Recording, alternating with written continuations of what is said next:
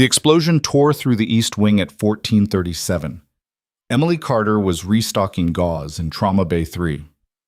When the windows shattered inward, glass spinning through fluorescent light like deadly confetti, the building shook. Screams erupted from the waiting room.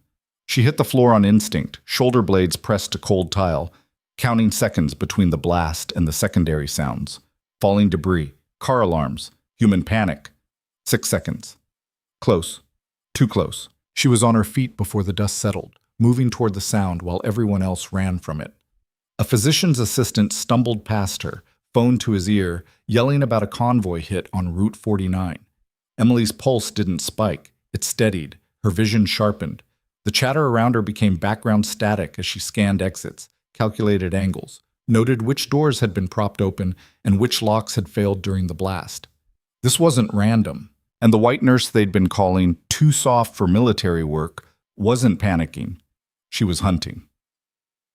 Before we go any further, if you want to see how this story ends, if you want to watch the truth unravel and justice land exactly where it belongs, stick with me until the final word. Like this video, drop a comment telling me what city you're watching from so I can see just how far this story travels. Now let's get into it. Iron Vale Military Hospital sat 30 miles west of the capital, a sprawling complex of beige concrete and reinforced glass that serviced active duty personnel, veterans, and the occasional classified case nobody talked about. It wasn't glamorous. The cafeteria smelled like industrial disinfectant and reheated meatloaf. The hallways were too long, and the air conditioning rattled like it had emphysema. But it was steady work, and after 8 years moving between assignments, Emily Carter had learned not to expect much beyond a paycheck and a locker that locked. She'd been there 3 weeks. 3 weeks of double shifts, of learning which doctors preferred their charts printed versus digital, of memorizing medication protocols that changed depending on whether the patient had a security clearance. 3 weeks of being the new face in a building where everyone else had worked together for years. 3 weeks of being underestimated. It started small. A charge nurse named Brenda Keogh, who spoke to her like she was fresh out of school, even though Emily's resume listed more trauma hours than half the staff combined. A surgical resident named Dr. Patel, who'd asked her twice if she knew how to start an IV, an orderly who'd made a joke about her librarian vibe and whether she'd accidentally wandered into the wrong building. Emily smiled, nodded, kept her head down. She'd heard worse. That morning she'd arrived at 6 a.m. for a 12-hour shift in the trauma unit. The sun was barely up, the parking lot half empty except for the night crew dragging themselves toward their cars. She swiped her badge at the staff entrance, walked past the security desk where a guard named Lewis was watching basketball highlights on his phone, and took the stairs to the 3rd floor because the elevator always smelled like someone had died in it. Trauma Bay 3 was her assignment, a mid-sized room with 4 beds, 2 monitors, and a window that overlooked the loading docks. It wasn't the ICU, wasn't the high-speed surgical wing where the real drama happened. It was the in-between zone, stable enough not to die, unstable enough to need watching. Brenda was already there, arms crossed, looking at Emily like she'd shown up late even though she hadn't. "You're on OBS today," Brenda said flatly. "We've got a post-op knee replacement in bed 2, a dialysis patient in 4, and a staff sergeant with a concussion in 1. Don't wake him unless he stops breathing." "Got it?" And Carter, Emily turned. Brenda's expression was somewhere between irritation and pity. "If you see something you're not sure about, ask. Don't cowboy it. We don't need a Florence Nightingale situation where you think you're saving the day and actually make things worse." Emily's jaw tightened, but her voice stayed even. "Understood." Brenda left. Emily exhaled slowly, set her bag in the corner, and pulled on a fresh pair of gloves. The staff sergeant in bed 1 was snoring softly, an ice pack half melted on his forehead. The dialysis patient was asleep. The knee replacement guy was awake, scrolling his phone with the sound off. She checked vitals, logged notes, adjusted an IV drip that was running too fast. Straightforward work, the kind of work she could do in her sleep. But her mind wasn't on the patients. It was on the things that didn't add up. 3 days ago, she'd noticed a maintenance van parked in the service lot for 6 hours. No one got out. No one went in. It just sat there, engine off, windows tinted. When she'd mentioned it to Lewis at the security desk, He'd shrugged and said contractors came and went all the time. 2 days ago, she'd walked past the loading dock and seen a man in a gray uniform unloading boxes marked medical supplies, except the logos didn't match any vendor she recognized, and the guy wasn't wearing a hospital badge. Yesterday, she'd found a supply closet on the second floor left unlocked. Inside, 2 cases of medication were missing from inventory. She'd reported it to the shift supervisor, who'd told her it was probably a clerical error and to stop worrying so much. Emily wasn't worried. She was watching. And the thing about watching, really watching, was that patterns emerged. Small inconsistencies became trajectories. Coincidences turned into signals. She didn't know what was coming, but she knew something was. By 8:30, she'd rotated through her patient checks twice, restocked the crash cart, and helped an EMT student practice drawing blood on a training arm in the break room. The kid was nervous, fumbling with the tourniquet, apologizing every time he missed the vein on the dummy. "You're thinking too much," Emily said. "Find the vein, anchor the skin, commit to the angle. Hesitation's what gets you." He tried again. "Got it. There you go." "Thanks, you make it look easy." She didn't answer that. Nothing about this job was easy, but some parts became automatic if you did them enough times under enough pressure. Muscle memory replaced thought. Panic became protocol. The EMT student packed up his kit and left. Emily poured herself a cup of coffee that tasted like it had been sitting since yesterday and stared out the break room window at the parking lot below. More cars now, day shift in full swing, a delivery truck idling near the loading bay, a couple of staffers smoking by the dumpsters even though it was against policy. Normal. Except it didn't feel normal. She drained the coffee, tossed the cup, and headed back to the floor. At 9:15, Dr. Marcus Heilman found her outside Trauma Bay 3, reviewing a discharge summary for the knee replacement patient. "Carter," she looked up. "Sir?" "I need you in the ER. We're short 2 nurses and it's picking up. On my way." He started to walk off, then stopped. "You did good work yesterday. That sepsis case you flagged." She blinked. "Just standard assessment." Standard would have missed it. Patient would have coded by evening. He gave her a look that wasn't quite approval, but wasn't dismissal either. "Keep it up." He left before she could respond. Emily stood there for a second, surprised. Heilman wasn't known for handing out compliments. The fact that he'd noticed it all meant something, even if she wasn't sure what. She grabbed her stethoscope and headed downstairs. The emergency room was controlled chaos, not the kind that came from mass casualties, just the regular grind of a military hospital ER on a Wednesday morning. A private with a dislocated shoulder, a dependent kid with strep throat, a retiree complaining of chest pain that turned out to be heartburn, a young Marine sitting in the corner with a 1,000-yard stare and a hand that wouldn't stop shaking. Emily moved between them, checking vitals, updating charts, starting IVs, answering questions. A physician's assistant named Garrett, mid-30s, too much cologne, always angling for a laugh, leaned against the nurse's station and watched her work. "You're new, right?" he said. 3 weeks? Where'd you come from?" "Around." He grinned. "Around, that's specific." She didn't smile back. "I moved a lot." "Military brat?" "Something like that." He waited for her to elaborate. She didn't. "You're not much of a talker, huh?" "Not really." "That's cool. I talk enough for both of us." He launched into a story about a ski trip in Colorado, something about black diamond runs and a broken binding. Emily half listened, nodding at the right moments while she prepped a laceration tray for an incoming patient. Garrett was harmless. Annoying, but harmless. The kind of guy who filled silence because he couldn't stand it. She finished the tray and moved to the next bay. By 11 o'clock, the ER had hit a lull. Heilman sent her on break. She grabbed a sandwich from the vending machine, turkey and something that might have been lettuce once, and ate it standing up in the hallway because the break room was full. That's when she saw him again. The man in the gray uniform. He was walking past the radiology department, moving with purpose, a clipboard in one hand. No badge, no hospital ID. Same as the guy from 2 days ago at the loading dock. Maybe the same guy. Hard to tell from this distance. Emily's instincts kicked in. She tossed the sandwich wrapper and followed. He turned down a corridor that led toward the administrative wing. Emily kept her distance, staying casual, like she was just heading somewhere. He stopped at a door marked electrical, authorized personnel only, glanced around, and slipped inside. Emily hesitated. She could walk away, report it to security, let someone else handle it, but she'd already reported 3 things this week and gotten blown off every time. She moved to the door, tested the handle. Locked. She pulled out her badge, swiped it. Access denied. Her pulse quickened. That door should have opened for any hospital staff. It was a maintenance area, not a restricted zone. She stepped back, thinking.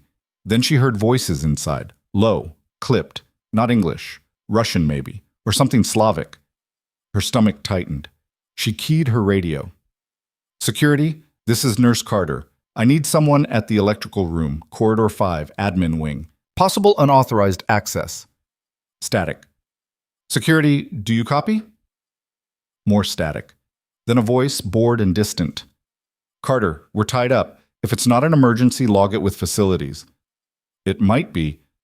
Log it. The line went dead. Emily stared at the radio, frustration burning in her chest. She looked back at the door. Then she walked away. But she didn't forget. By 1300, she was back in Trauma Bay 3, logging medication updates and keeping an eye on the staff sergeant, who was finally awake and complaining about the food. Normal complaints. Good sign. Brenda stopped by, looking harassed. We've got a VIP transfer coming in at 1400, she said. High clearance officer, post-surgical observation, needs a private room, minimal staff contact, and someone who can keep their mouth shut. Emily waited. That's you, Brenda said. You don't gossip, you don't ask questions, and frankly, you creep people out a little, which means they won't bother you. Thanks, I think. Room 310, be ready. Brenda left. Emily finished her notes and headed upstairs. Room 310 was at the end of the hall, a single occupancy space with reinforced doors and a privacy lock. She prepped the monitors, checked the oxygen setup, restocked the med cart. Everything by the book. At 14:05, 2 MPs escorted a stretcher through the door. The patient was a man in his late 50s, graying hair, a face carved from hard decisions. He was unconscious, post-op from what looked like thoracic surgery. His chart was marked classified. No name, just a patient number. The MPs positioned themselves outside the door. Emily ran her checks. Vitals stable, incision clean, pain management protocol in place. She was adjusting his IV when his eyes opened. He looked at her, disoriented. Where? Ironvale Military Hospital, she said quietly. You're post-op. Everything went well. You're safe. He focused on her face, his expression sharpening. Who are you? Nurse Carter. I'll be monitoring you for the next few hours. He studied her for a long moment. Then his gaze flicked to the door, to the MPs outside.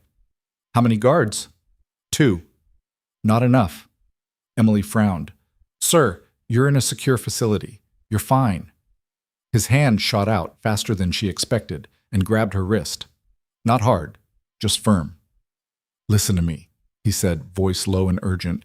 If anything happens, anything, you get me out of this room. You understand? Sir, you just had surgery. You're not going anywhere. I'm serious. She met his eyes, saw something there she recognized. Fear. Not the kind that came from pain or confusion, the kind that came from knowing. What's going on? She asked. He let go of her wrist. I don't know yet, he said. But if I'm right, we're all in trouble. Before she could respond, the building shook. A distant boom, muffled but unmistakable. The lights flickered. Emily's head snapped toward the window. A column of black smoke rose in the distance. Her radio crackled. Code black, repeat. Code black. Mass casualty event. All available personnel to the ER. This is not a drill. The officer sat up, grimacing. Get me a weapon. Can't even stand. Then get me a wheelchair and a weapon. Emily's mind raced. She looked at the MPs outside, then back at him. Who are you? Colonel David Renner. And if I'm the target, you need to move me now. The second explosion hit closer. The windows rattled, and somewhere below, gunfire erupted. Emily didn't hesitate. She unlocked the wheelchair, helped him into it, and pushed him toward the door. The MPs turned. "Ma'am, he can't leave. We're under attack," she said, "and he's exposed up here." One of the MPs reached for his radio. It was dead. They looked at each other. "Where are we going?" the other MP asked. Emily's mind spun through the building's layout: exits, choke points, blind spots. "Service elevator, sublevel 2. There's a secure storage area. No windows, reinforced doors." The MP nodded. "Lead the way." They moved fast. Emily pushed the colonel, the MPs flanking them, weapons drawn. The hallway was chaos, nurses running, patients being evacuated, alarms screaming. They reached the service elevator. Emily hit the button. Nothing. She tried again. Still nothing. "Power's cut," one of the MPs said. "Stairs," Emily said. They pivoted toward the stairwell. Emily shoved the door open, and they started down, the wheelchair clattering on each step. The colonel gritted his teeth but didn't complain. They made it to the second-floor landing when the door above them burst open. 3 men in gray uniforms. Not maintenance, not contractors. Armed. The lead MP didn't hesitate. He raised his sidearm and fired. The sound was deafening in the enclosed space. One of the men dropped. The other 2 returned fire. The MP went down, blood spraying across the wall. Emily shoved the wheelchair through the second-floor door, the remaining MP covering their retreat. Bullets punched through the door frame. The MP fired back, then slammed the door and locked it. "Go high!" he shouted. Emily ran, pushing the colonel down the hallway. Her heart hammered. Her breath came fast, but her hands stayed steady. She turned a corner, scanned for options. There. Supply closet. She yanked it open, pushed the colonel inside, and pulled the door shut behind them. Darkness. The sound of their breathing, footsteps in the hallway outside, voices, radios crackling. They were searching. Emily's hand found the colonel's shoulder. "Stay quiet," she whispered. He nodded. The footsteps passed, faded, gone. Emily counted to 30. Then she cracked the door open. Empty hallway. She pulled the colonel out, repositioned the wheelchair, and kept moving. They reached a storage corridor near the loading docks. Fewer people, dimmer lights, safer. For now. Emily stopped, checked the colonel's vitals. Elevated heart rate, but stable. No fresh bleeding. "You okay?" "I've had worse." She almost smiled. Then her radio crackled to life. "All personnel, this is Dr. Heilman. We have armed hostiles inside the hospital. Barricade in place and await further instructions. Do not engage. Repeat, do not engage." The colonel looked at her. "You armed?" "No." "Then we need to fix that." Emily thought fast. There was an MP station on sublevel 1. If it hadn't been overrun, there'd be weapons. "Can you walk?" "If I have to." She helped him out of the wheelchair. He leaned on her, one arm over her shoulders, and they moved toward the stairwell. They made it halfway when she heard it, a woman's scream. Close. Emily froze. The colonel looked at her. "Don't." But she was already moving. She eased him against the wall, told him to stay put, and ran toward the sound. She found her in a medication prep room, a young nurse, maybe 25, cornered by 2 men in gray. One had a gun, the other had a knife. The nurse was sobbing, hands up. "Please, I don't know anything. Please." The man with the gun raised it. Emily didn't think. She grabbed a metal supply tray off the counter and hurled it like a frisbee. It hit the gunman in the side of the head. He staggered. Emily lunged. She drove her shoulder into his ribs, sent him crashing into a med cart. The gun clattered to the floor. She kicked it away, spun, and ducked as the second man slashed at her with the knife. The blade missed by inches. She grabbed his wrist, twisted hard, and drove her knee into his stomach. He doubled over. She slammed his hand against the counter until he dropped the knife, then shoved him backward into a shelving unit. He went down. She grabbed the gun off the floor, checked the mag, loaded. The first man was getting up. Emily leveled the weapon at him. "Stay down." He looked at her, smiled. "You're her," he said. His accent was thick, Eastern European. "They said you'd be here." Her blood ran cold. "Who said?" He lunged. She fired. The shot took him in the shoulder. He dropped, screaming. The second man scrambled to his feet and ran. Emily let him go. She turned to the nurse, who was hyperventilating against the wall. "Are you hurt?" The nurse shook her head, eyes wide. "Go! Find somewhere safe! Lock the door!" The nurse ran. Emily looked down at the man on the floor, clutching his shoulder. "Who sent you?" He spat blood. "You'll find out soon enough." "Tell me." He laughed, a wet, rattling sound. Then his eyes rolled back and he passed out. Emily checked his pulse, still alive. She zip-tied his wrists with a supply cord, then searched his pockets. No ID, no phone. But there was a folded piece of paper. She opened it. A floor plan of the hospital, with rooms marked. Room 310 was circled, and written next to it, in red ink, "Priority target, Renner." Emily's stomach dropped. They weren't just attacking the hospital, they were hunting the colonel. She ran back to where she'd left him. He was still there, leaning against the wall, pale but conscious. She showed him the paper. He looked at it, then at her. "We need to get underground," he said. "Now." They moved fast, Emily half carrying him down the stairs. Sublevel 1 was a maze of storage rooms and mechanical equipment. Fluorescent lights buzzed overhead, pipes hissed. She found the MP station. The door was open. Inside, 2 MPs were dead.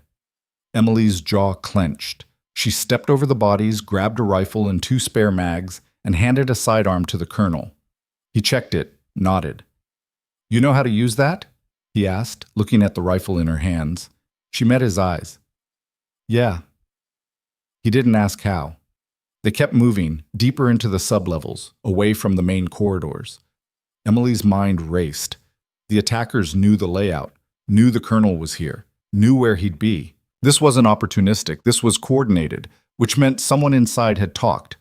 Her radio crackled again. "This is Dr. Heilman.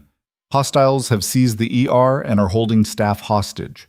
Military response is en route but won't arrive for at least 20 minutes. If you're in a secure location, stay there." 20 minutes. An eternity. Emily looked at the colonel. "Who are these people?" "Contractors," he said. "Ex-military, mercenaries. I was investigating an arms deal, black market weapons being funneled through a defense contractor. I was about to go public. They're trying to kill you before you can. That's the idea. And they're willing to attack a hospital full of people to do it." His expression darkened. "These people don't care about collateral damage." Emily's grip tightened on the rifle. She thought about the nurse she'd saved, the MPs who'd died, the patients trapped upstairs. 20 minutes was too long. "There's a way to speed this up," she said. The colonel looked at her. "I'm listening." "They're here for you. If we can get you out of the building, draw them off, the hostages become less valuable." "And how do we get out with the building locked down?" Emily thought. Then she remembered. The old service tunnel runs from sublevel 3 to the vehicle depot half a mile out. It's not on the main plans anymore, but it's still there. "You sure?" "I saw it on a maintenance schematic my first week. Wondered why it wasn't being used. Probably asbestos or structural issues." "Probably, but it'll get us out." The colonel nodded. "Then let's move." They descended another level. The air grew colder, the lighting sparser. Sublevel 3 was mostly abandoned. Old equipment, dusty shelves, boxes of outdated supplies. Emily found the tunnel access behind a rusted door marked "Condemned, Do Not Enter." She kicked it open. Inside, a narrow passageway stretched into darkness. "Lovely," the colonel muttered. Emily pulled a flashlight off her belt, flicked it on. "Stay close." They entered the tunnel. The walls were concrete, slick with moisture. The ceiling low enough that the colonel had to hunch. Water dripped somewhere in the distance. They moved as fast as the colonel's condition allowed. Every few steps, Emily stopped to listen. No sounds of pursuit. Yet. After what felt like an hour but was probably 10 minutes, they reached a junction. Emily checked her mental map. Left led to the depot. Right led to... She froze. Voices. Ahead. She killed the flashlight. They pressed against the wall. The voices grew louder, then flashlight beams swept through the junction. 4 men, armed, searching the tunnels. Emily's heart pounded. The colonel raised his sidearm. She shook her head. "Too many." Too close. Gunfire would alert everyone. She scanned the area. There, an access panel in the ceiling. She pointed. The colonel nodded. She climbed onto a support beam, pushed the panel aside, and hauled herself up. Then she reached down and pulled the colonel up after her. They were in a crawl space barely 3 feet high. Below, the men passed through the junction. "Check all the branches," one of them said. "They're down here somewhere." The voices faded. Emily waited another minute, then dropped back down, helped the colonel down after her. They kept moving. Finally, they reached the depot access. Emily pushed the door open. Fresh air hit her face. They were outside. The depot was a fenced lot filled with ambulances and transport vehicles. Empty, except for a single guard posted near the gate. Emily scanned the area. The guard was smoking, facing away. She looked at the colonel. "Can you drive?" "Not well, but yeah." "Good enough." She moved low, staying behind the vehicles, and circled around to the guard. He never saw her coming. She disarmed him, knocked him out with the butt of her rifle, and dragged him behind a dumpster. Then she grabbed his radio and keys. The colonel was already in an ambulance, starting the engine. Emily climbed into the passenger seat. "Go!" He floored it. The ambulance crashed through the gate, sirens wailing. Behind them, shouts erupted. Gunfire pinged off the back doors. The colonel yanked the wheel, fishtailing onto the main road. Emily grabbed the radio, the guard's radio, not the hospital's. She keyed it. "This is Colonel David Renner. I am en route to Federal Plaza with actionable intelligence on the attack at Ironvale Military Hospital. I need immediate military response at that location and a secure line to Northcom. Acknowledge." Silence. Then a voice, clipped and professional. "Renner, this is Northcom Actual. Confirm your identity." The colonel rattled off a code sequence. "Confirmed. What's your status?" "Hospital is under siege by hostile contractors. Estimated 20 to 30 combatants. They're holding staff and patients hostage. I have evidence linking this to Black Ridge Solutions and a high-level conspiracy involving illegal arms sales. Copy. QRF is already inbound. ETA 15 minutes. Stay on this channel." The colonel looked at Emily. 15 minutes. You just bought them a chance." Emily stared out the windshield, her mind still back at the hospital. "We need to go back." "What?" "There are people in there. The ER. The ICU. If those guys realize you're gone, they might execute the hostages. The QRF won't get there in time. You know it." The colonel's jaw tightened. He knew she was right. He yanked the wheel, turning the ambulance around. "You're insane." "Probably." They roared back toward the hospital. Emily checked her rifle. 12 rounds left. She looked at the colonel. "When we get there, you stay in the ambulance. You're the mission. You have to survive." "And you?" "I'll do what I can." "You're one person." She didn't answer, because she wasn't sure that mattered.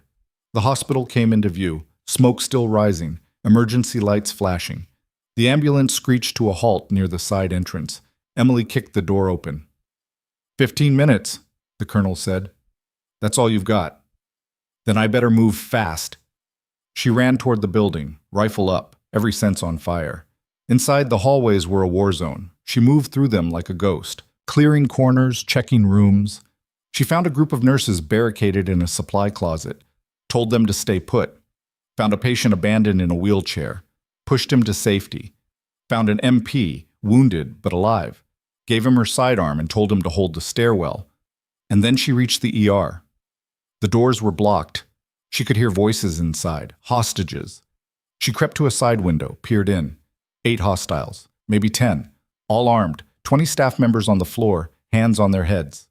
Doctor. Heilman was kneeling in front of a man who looked like the leader. Tall, shaved head, tactical vest. The leader was yelling, "Where's Renner?" Heilman didn't answer. The leader pressed a gun to his head. "Last chance." Emily's breath caught. She had to move. Now. She found a service door, pried it open, slipped inside.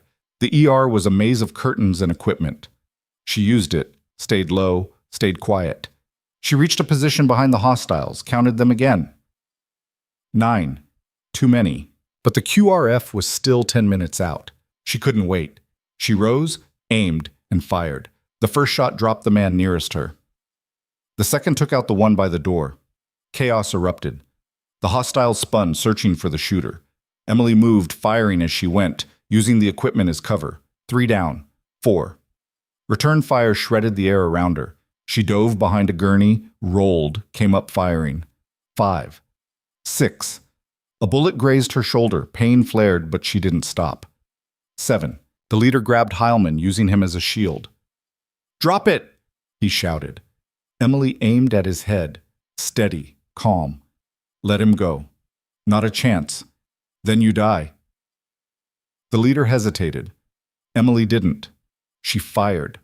The shot took him in the throat. He dropped. Heilman fell forward, gasping. The last 2 hostiles threw down their weapons and raised their hands. Emily kept the rifle trained on them until the MPs arrived, real ones, part of the QRF that had just stormed the building. They secured the hostiles, checked the hostages. Everyone was alive. Heilman looked at Emily, wide-eyed. "Who the hell are you?" She lowered the rifle. "Just a nurse." Outside, helicopters circled. Military vehicles poured into the lot. The hospital was secured. Emily walked out into the daylight, her shoulder bleeding, her hand still steady. The colonel was waiting by the ambulance. "You did it," he said. She nodded, but she didn't feel victorious. She felt tired. Around her, medics rushed to treat the wounded. Investigators swarmed the scene, and somewhere in the chaos, a voice called her name. "Carter." She turned. Brenda was standing there, staring at her like she'd seen a ghost.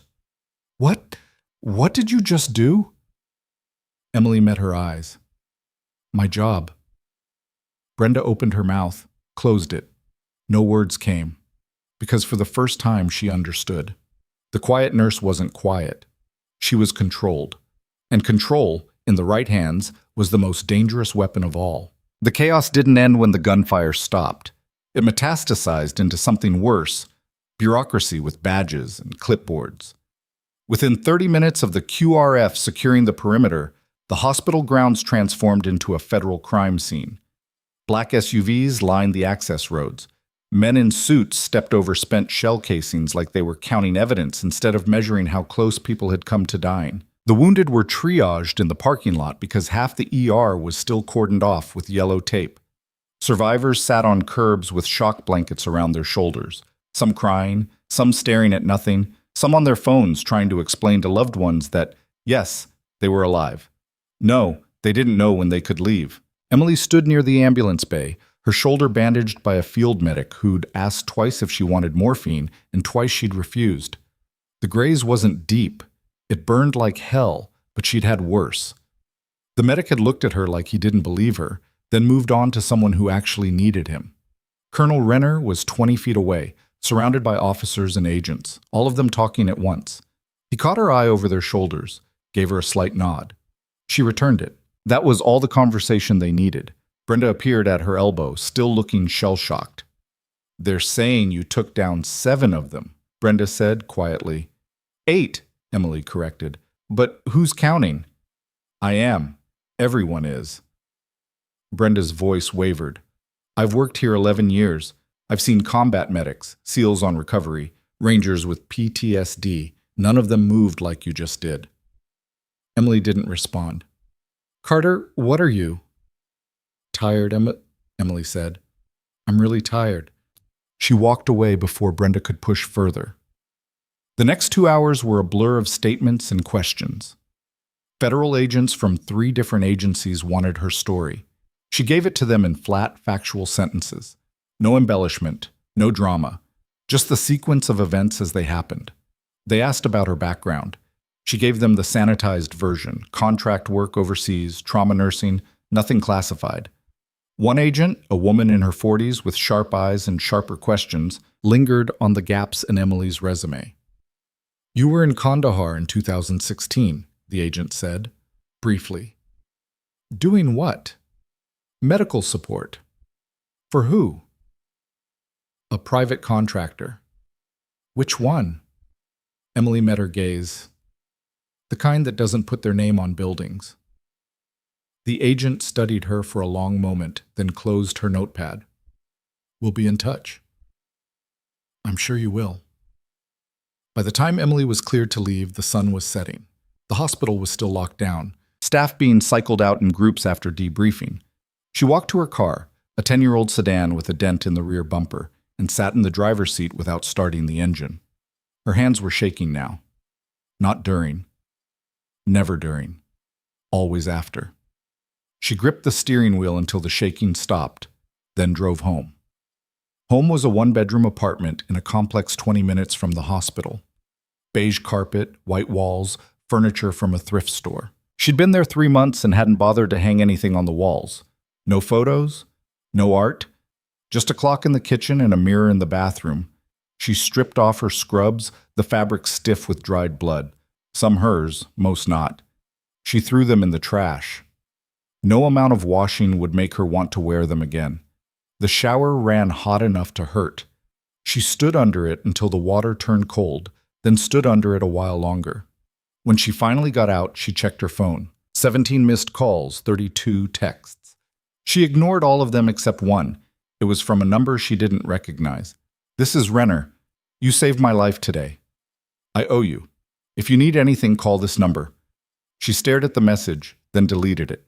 She didn't want to owe anyone, and she didn't want anyone to owe her. She microwaved a bowl of soup she didn't eat, poured a glass of whiskey. She did, and sat on the couch in the dark. Her mind replayed the day in fragments.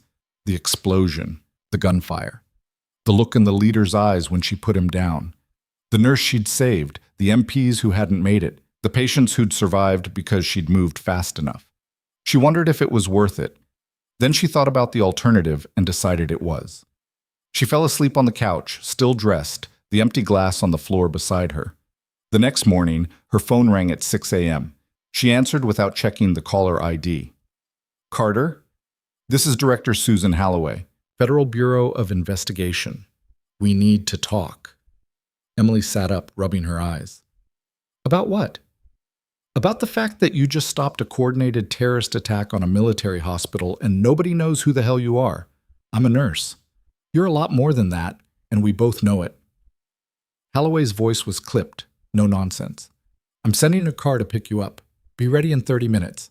I didn't agree to—" "This isn't optional, Ms. Carter. 30 minutes. The line went dead. Emily stared at the phone, then got up and made coffee. The car arrived exactly 30 minutes later. Black sedan, tinted windows, a driver who didn't say a word. Emily climbed in the back and watched the city roll past. They didn't go to a federal building. They went to a hotel. The driver led her through a side entrance, up a service elevator, and into a suite on the 12th floor. Director Halloway was waiting inside, along with two other people Emily didn't recognize. Halloway was in her 50s, gray hair pulled back, wearing a suit that probably cost more than Emily's car. The other two were younger, dressed similarly, both carrying the kind of alertness that screamed federal agent. "Sit," Halloway said, gesturing to a chair. Emily sat. Halloway remained standing. "Let me be direct. The attack on Ironvale wasn't random. It was a targeted hit designed to eliminate Colonel Renner before he could testify about a black market arms operation involving former U.S. military contractors. The people behind it have resources, connections, and zero regard for collateral damage." "I know," Emily said. "I was there." "What you don't know is that they're still out there. We arrested 9 hostiles at the scene. 3 more were killed. But the operation involved at least 20 people, and we've only accounted for 12. Emily's stomach tightened. "You're saying there are more. We're saying this isn't over." Halloway pulled out a tablet, swiped through a series of photos. "These are the men we haven't found yet. Ex-military, all of them. Mercenaries, specialists, and they're not the type to leave loose ends." She turned the tablet toward Emily. The first photo showed a man in his 40s, scarred face, cold eyes. The second showed someone younger, wiry, holding a rifle in what looked like a desert landscape. The third, Emily's breath caught. She knew that face. Halloway noticed. "You recognize him?" Emily forced her expression neutral. "No." "You're lying." "I'm not." Halloway leaned forward. "His name is Alexei Volkov, former Spetsnaz, now works freelance. He was spotted in the area 2 days before the attack. And according to our intel, he specifically requested to be part of the team. Why? That's what I'm asking you. Emily met her gaze, saying nothing. Holloway sighed, straightened. Ms. Carter, I've been doing this job for 23 years. I can smell a cover story from a mile away, and yours reeks. You're not just some contract nurse who happened to be good under pressure. You're trained, high-level trained, and something about you made Volkov interested enough to request this job. Then maybe you should ask him. We would, if we could find him. Holloway set the tablet down. But here's the thing, he's looking for you. We intercepted chatter this morning. Volkov and his remaining team are still in the area, and your name came up, specifically. Emily's pulse spiked, but she kept her voice level. What do they want? Best guess, to finish what they started. You made them look incompetent. You cost them their payday.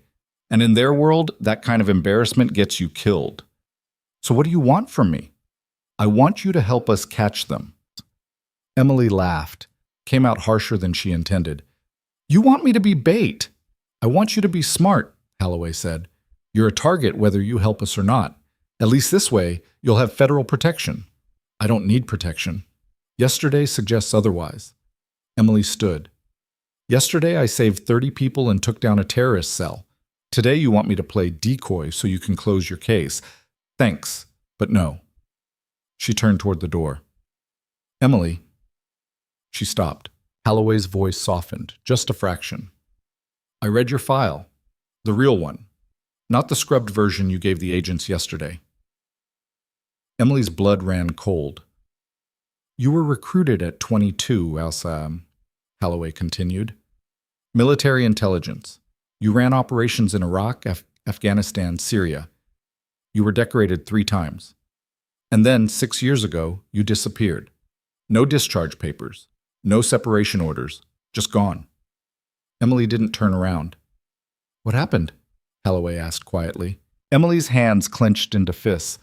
I left. People don't just leave that world. I did. Why? Emily turned, her eyes hard. Because I got tired of being someone's weapon. The room went silent. Holloway studied her for a long moment, then nodded slowly. Fair enough. But Volkov doesn't care why you left. He only cares that you're still breathing. Then he can come find me. He will. And when he does, people around you are going to die. Emily's jaw tightened. Holloway pressed on. You think you can disappear again? Start over somewhere else? Maybe. But how many times can you run before it catches up? How many people have to get hurt because you're too stubborn to accept help? Emily wanted to walk out, but Holloway was right. Running didn't fix this. What's your plan? Emily asked. Holloway gestured to one of the agents, who pulled out a laptop. We set up a controlled scenario. You go back to work. We monitor everything. Hospital, your apartment, your movements. Volkov makes a move, we're ready. And if he doesn't take the bait, then we wait. But he will. Men like him don't walk away from unfinished business. Emily thought about the hospital, the staff, the patients. If Volkov came after her there, more people would die. I have conditions, she said. Holloway nodded. Name them. No one at the hospital knows. No obvious security presence. You keep your people hidden, and you keep the staff out of it. Agreed. And when this is over, you bury my file again, deeper this time. Holloway hesitated. I can't promise. Then we're done here. Holloway exhaled. Fine. You help us close this, and your file disappears. Emily held out her hand. Holloway shook it. One more thing, Emily said. When we find Volkov, I want to be in the room. Absolutely not. Then good luck finding him without me. Holloway stared at her, then cursed under her breath. You're impossible. I've been told. Holloway nodded to the agents. Set it up. Full surveillance, minimal footprint, and someone get me a direct line to hospital administration. I need them cooperative and quiet. Emily left the hotel an hour later with a new phone, a panic button disguised as a keychain, and a tracker embedded in her work badge. She felt like a mouse in a trap, but at least this time she knew where the trap was. The hospital reopened 2 days later. The ER had been cleaned, the damage repaired, the bullet holes in the walls patched and painted over like they'd never existed.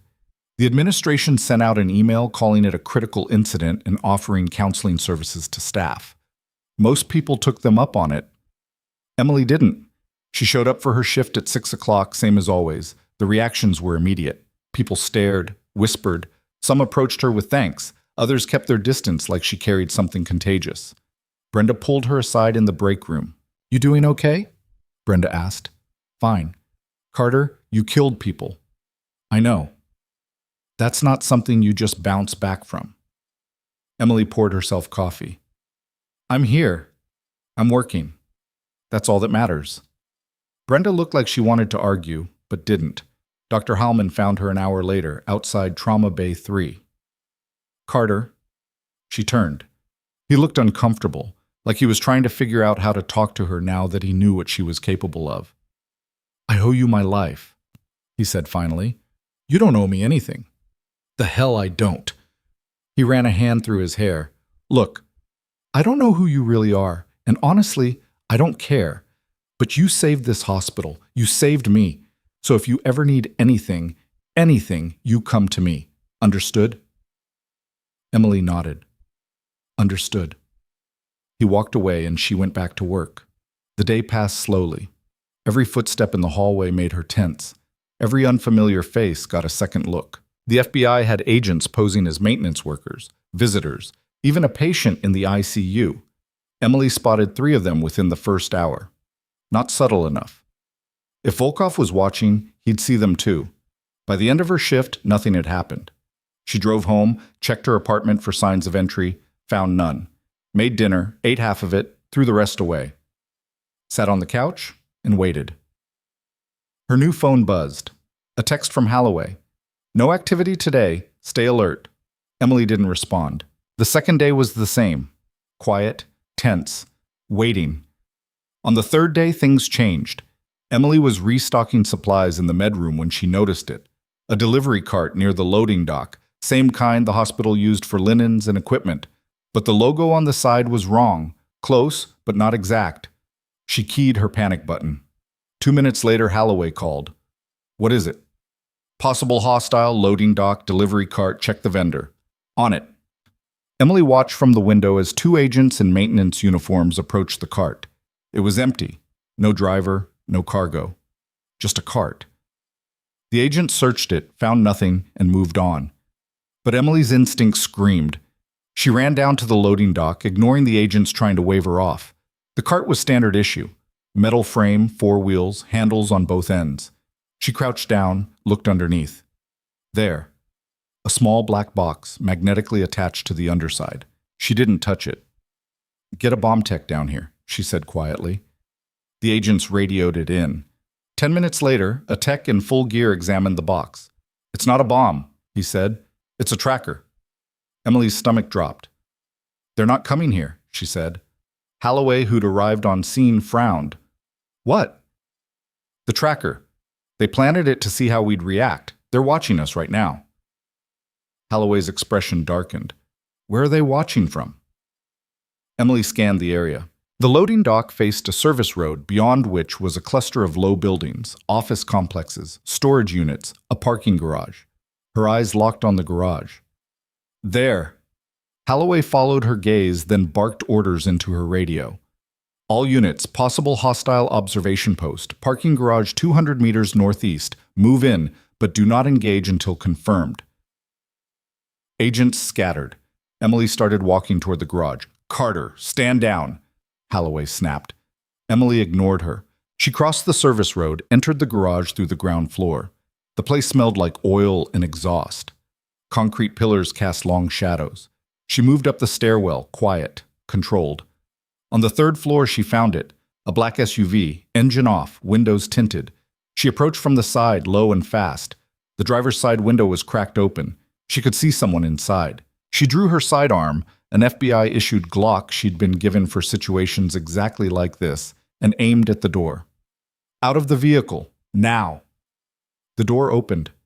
A man stepped out, hands raised. Not Volkov. Younger, nervous. "I'm just a spotter," he said quickly, I don't even have a weapon. Where's Volkov? I don't know, I swear. He doesn't tell us anything. We just watch and report. Report to who? A number. I don't know whose. Emily kept the gun trained on him. Call it. What? Call the number, now. He pulled out his phone with shaking hands, dialed. It rang twice. Then a voice answered, cold, familiar. Status? Emily grabbed the phone. Volkov? Silence. Then a low chuckle. Emily Carter, Volkov said, his accent thick. I was wondering when you'd figure it out. What do you want? To finish what we started. You failed. Move on. No. His voice hardened. You cost me everything. My team, my reputation, my money. And now I'm going to cost you the same. Good luck with that. I don't need luck. I have patience. And eventually, you'll make a mistake. You'll let your guard down. And when you do, I'll be there.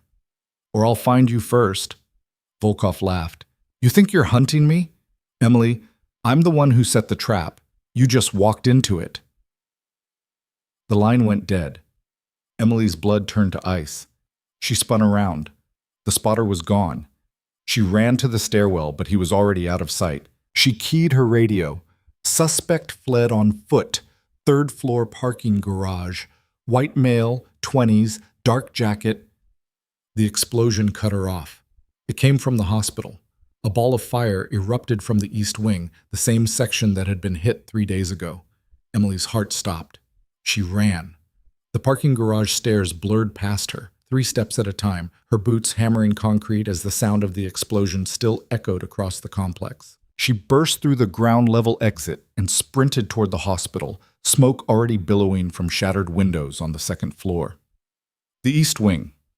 Pediatrics. Radiology. 2 operating rooms. Her radio crackled with overlapping voices, agents yelling coordinates, hospital staff screaming for help, Holloway trying to impose order on chaos that had already slipped the leash. Emily didn't slow down. She hit the main entrance at full speed, shouldering past evacuating staff, moving against the tide of people flooding outward. A nurse she didn't recognize grabbed her arm. You can't go in there. Emily pulled free and kept running. The 2nd floor hallway was thick with smoke. Emergency lighting cast everything in red. The sprinkler system had activated, water raining down, turning the floor slick. She could hear screaming from somewhere ahead, high-pitched, terrified, the kind that came from children. Pediatrics. She pulled her shirt over her nose and mouth, pushed forward through the smoke. The explosion had torn through the wall between radiology and the pediatric ward. Debris blocked half the corridor, chunks of drywall, twisted metal framing, sparking electrical wires. A medication cart had been thrown on its side, pills scattered across wet tile like confetti. Emily climbed over the debris pile. On the other side, she found them. 4 kids, ages ranging from maybe 6 to 12, huddled against the far wall with a nurse who couldn't have been older than 25. The nurse had blood running down the side of her face from a gash above her eyebrow. One of the kids was crying. Another sat silent, staring at nothing. We can't get out, the nurse said, voice shaking. The stairs are blocked and the fire... Is there another exit? Emily cut in. The service elevator, but it's not working. Show me. The nurse pointed down a side corridor.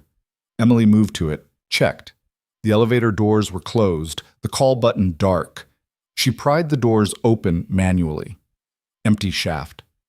The elevator car was stuck 3 floors down. She looked up. The shaft continued to the roof. Can any of them climb? Emily asked. The nurse blinked. What? The ladder. Can they climb it? The nurse looked at the kids, then back at Emily. I don't know, maybe, but then we're doing it. Emily turned to the kids. Listen to me, we're going up. There's a ladder in this shaft that goes all the way to the roof. I'll go first. You follow one at a time, and this nurse is going to be right behind you. Understand? The oldest kid, a girl with a leg cast, shook her head. I can't climb with this. Emily crouched in front of her. Yes, you can. You use your arms and your good leg. I'll be right above you. You start to slip. I've got you. I'm scared. I know, but scared people survive. It's the ones who give up that don't. The girl stared at her, then nodded slowly. Emily gripped the ladder, tested it. Solid enough. She started climbing. The shaft was dark, lit only by the emergency lights bleeding through cracks in the doors at each floor. Water dripped from somewhere above. Her hand slipped on the wet metal rungs, but she kept moving. When she reached the roof access, she shoved the hatch open and pulled herself up. Cold air hit her face. The roof was flat, covered in HVAC units and vent pipes. She could see the smoke pouring from the east wing, thick and black. She leaned back into the shaft. All right, first one up. The oldest girl started climbing, slow, awkward, but she climbed. Emily talked her through it. Left hand, good. Now you're right. Don't look down. Just keep going. It took 3 minutes that felt like 30. Emily grabbed the girl's wrist and hauled her onto the roof. Stay right here. Don't move. The girl nodded, breathing hard. Emily leaned back into the shaft. Next. One by one, they came up. The second kid moved faster, scared but determined. The third froze halfway, started crying. I can't! I can't! Yes, you can, Emily said firmly. One rung at a time. You've already done 10. You only need 5 more. I'm going to fall. You're not. I won't let you. Move your left hand. The kid whimpered, but moved. 4 rungs. 3. 2. Emily grabbed his arm and pulled him up. The fourth kid came up without a word, face set in grim determination. Then the nurse. By the time they were all on the roof, Emily's arms were shaking and her shoulder was bleeding again through the bandage. She keyed her radio. This is Carter. I have 5 civilians on the roof of the east wing. I need an aerial extraction now. Static. Then Holloway's voice clipped and stressed. Negative, we don't have air support on site. Fire department's helicopter is inbound, but it's 10 minutes out. Emily looked at the smoke. The fire was spreading. 10 minutes was too long. She scanned the roofline. 20 feet away, the east wing connected to the main building. The gap between them was maybe 6 feet. Jumpable. Maybe. Follow me, she told the group. She led them to the edge, looked across. The nurse saw what she was thinking and went pale. You're insane. Probably, but it's better than burning. Emily backed up, got a running start, and jumped. She landed hard on the other side, rolled, came up on her feet. She turned back. You next, she said to the oldest girl. The girl shook her head, backing away. No way. You just climbed 3 floors on a ladder with a broken leg. You can do this. That's different. It's 6 feet. You can jump 6 feet. What if I miss? Then I catch you. Emily held out her hands. Trust me. The girl stared at her. Then she ran and jumped. Emily caught her by the arms, pulled her forward onto solid ground. See? Easy. One by one, they jumped. The second kid made it. The third hesitated so long Emily thought he'd freeze, but the nurse gave him a push and he flew across, landing in a heap. Emily pulled him up. The fourth kid jumped without being asked. Then it was just the nurse. She looked terrified. I'm not good at this, she said. You don't have to be good. You just have to do it. The nurse closed her eyes, took a breath, and jumped. She came up short. Her hands hit the edge, scrambled for purchase, slipped. Emily lunged, grabbed her wrist. The nurse dangled, feet kicking over empty air. Emily's shoulder screamed in protest, the wound tearing wider, but she didn't let go. She pulled. The nurse got one elbow over the edge, then the other, and Emily hauled her up. They collapsed on the roof together, both gasping. You good? Emily asked. The nurse nodded, too breathless to speak. Emily got them moving again, across the main building's roof to the far stairwell. The door was locked from the inside. She kicked it open. They descended into a part of the hospital untouched by fire, and within minutes they were out. Paramedics swarmed them immediately. Emily waved them off. I'm fine. Check the kids. One of the paramedics, a guy built like a linebacker, grabbed her arm anyway. You're bleeding. I know. Sit down. I don't have time. He physically pushed her onto the bumper of an ambulance. Sit down. She sat. He cut away the soaked bandage on her shoulder, revealing the reopened wound. It wasn't deep, but it was ugly. You need stitches, he said. Later. Now. I said later. He muttered something about stubborn idiots and started packing the wound with gauze. Emily scanned the chaos. Fire crews were dousing the east wing. FBI agents were cordoning off the area. Patients and staff huddled in groups, wrapped in blankets, some crying, some just staring. Then she saw Holloway striding toward her, face set in fury. "What the hell were you thinking?" Holloway snapped. "Saving lives. You're welcome. You disobeyed a direct order to stand down." "There wasn't time for orders. There were kids in there." Holloway opened her mouth, closed it, took a breath. "How many?" "4 plus a nurse." Holloway's expression softened, just a fraction. "They're all alive?" "Yes." "Then you did good." She paused. "But you're also an idiot." "I've been called worse." Holloway looked like she wanted to argue further, but her radio crackled and she turned away, barking orders at whoever was on the other end. Emily stood, pushing past the paramedics' protests. She walked to where Colonel Renner was standing near a command vehicle, surrounded by agents and military personnel. He saw her coming and broke away from the group. "You can't stay out of trouble, can you?" he said. "Apparently not." He studied her face. "You look like hell." "Feel like it too." "The kids?" "Safe." He nodded. "Good." He hesitated. "We've got a problem." "Besides the hospital being bombed?" "Volkov just sent a message." Emily's pulse spiked. "What kind of message?" Renner pulled out his phone, showed her a video. The footage was shaky, shot from a distance. It showed Emily on the roof, pulling the kids up one by one, then jumping across the gap. Volkov's voice played over it. "Impressive, Emily. You always were hard to kill, but I'm patient, and I'm not alone." The video cut to a new angle. A woman, mid-30s, bound to a chair in what looked like a basement. She was gagged, eyes wide with terror. Emily's blood ran cold. She recognized her. It was Dr. Sarah Klein, a trauma surgeon from the hospital. "If you want her back alive," Volkov's voice continued, "you come alone. Tonight. I'll send you the location. You have 4 hours." The video ended. Emily stared at the screen. Renner watched her carefully. "You know her?" "She operated on you. She's one of the best surgeons here." "Can we trace the video?" "Already tried," Holloway said, appearing at Emily's shoulder. "It's routed through multiple proxies. We'll get a location eventually, but not in 4 hours." Emily's mind raced. This was the trap. Volkov knew she'd come, knew she couldn't let an innocent die. "I'm going," Emily said. "Absolutely not," Holloway said immediately. "She's going to die if I don't. And you're going to die if you do." "That's the whole point." "Then what's your plan? Wait for a trace that might not come while he kills her on camera?" Holloway's jaw tightened. "We're working on it. Work faster." Emily turned and walked away. Renner caught up with her. "You're actually going to do this?" "Yes." "Even though it's suicide?" "I've done worse odds." "Not alone." She stopped, looked at him. "I'm always alone." "Not this time." He pulled out a phone, dialed a number. "I'm calling in support. People I trust. People who can help." "You can't." "I can, and I am. You saved my life, Carter. I'm not letting you throw yours away." She wanted to argue, but she was too tired.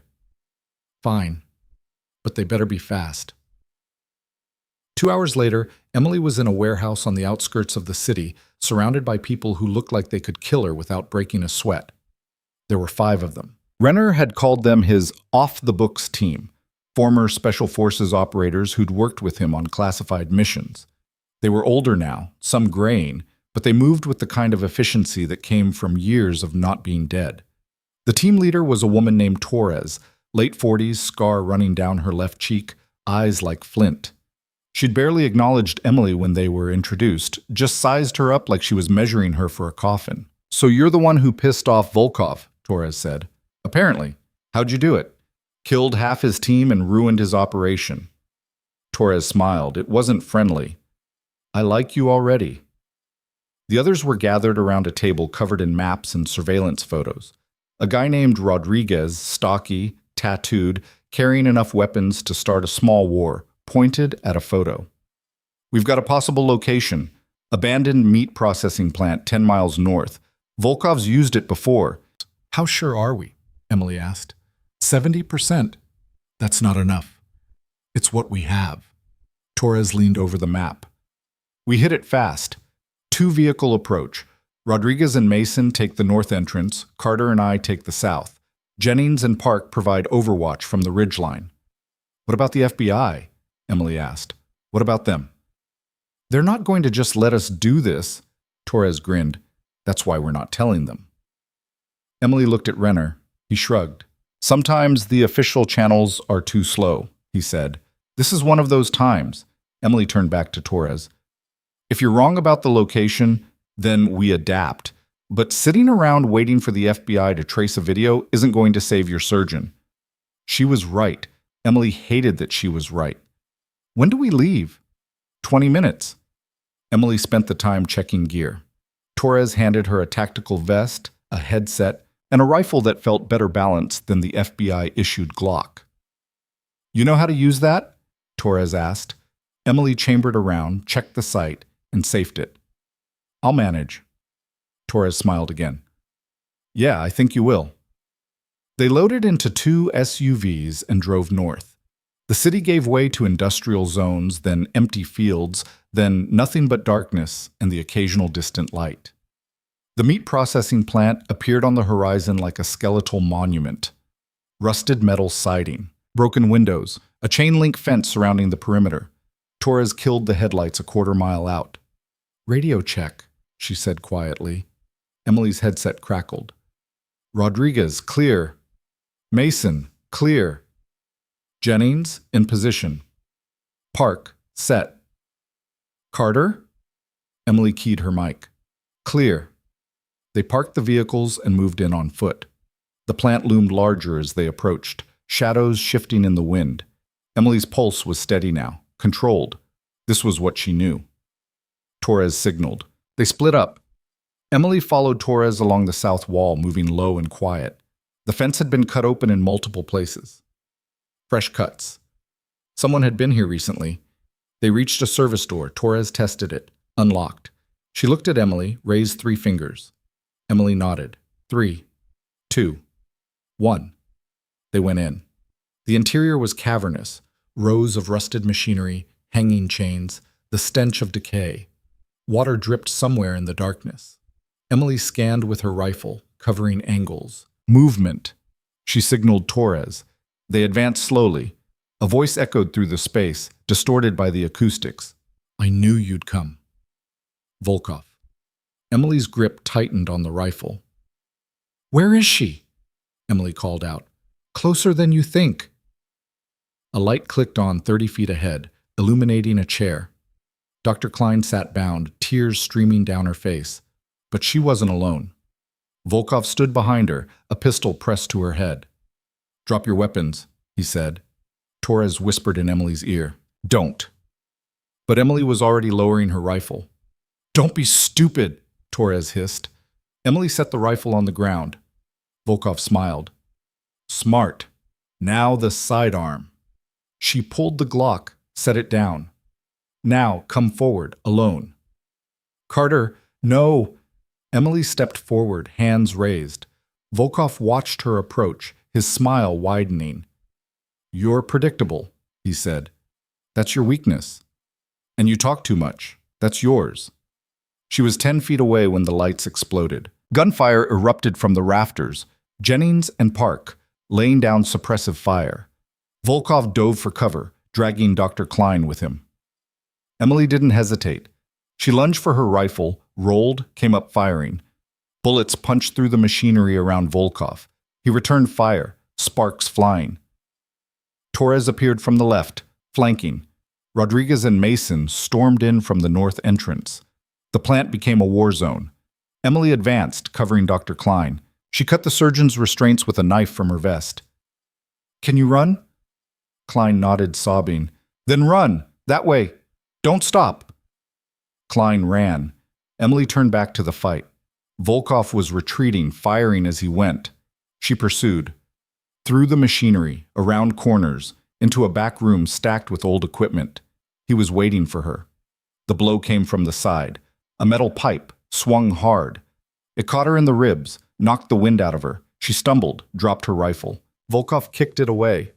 "Finally," he said, breathing hard. "Just you and me." He swung again. She ducked, drove her elbow into his kidney. He grunted, spun, backhanded her across the face. Her vision blurred. He grabbed her by the vest, slammed her against a support beam. "You cost me everything," he snarled. "My reputation, my team, my future." Emily spat blood. "Good." He hit her again. Pain exploded through her jaw. "I'm going to make this slow," he said. She smiled through split lips. "You're welcome to try." Then she drove her knee into his groin. He doubled over. She grabbed his head and slammed it into the beam. Once, twice. He collapsed. She stood over him, gasping, every inch of her body screaming. Behind her, footsteps. She turned, fists raised. It was Torres. "He's down?" Emily nodded. Torres zip-tied Volkov's wrists and ankles, then keyed her radio. "Target secured. Hostage is safe. Sweep the building for any remaining hostiles." Emily leaned against the wall, sliding down to sit. Torres crouched beside her. "You all right?" "No." "But you're alive." "For now." Torres chuckled. "You're tougher than you look. Everyone is." They sat in silence for a moment. Then Emily's radio crackled. Not the team channel, the FBI channel. Holloway's voice, urgent and clipped. "All units, we have a credible threat.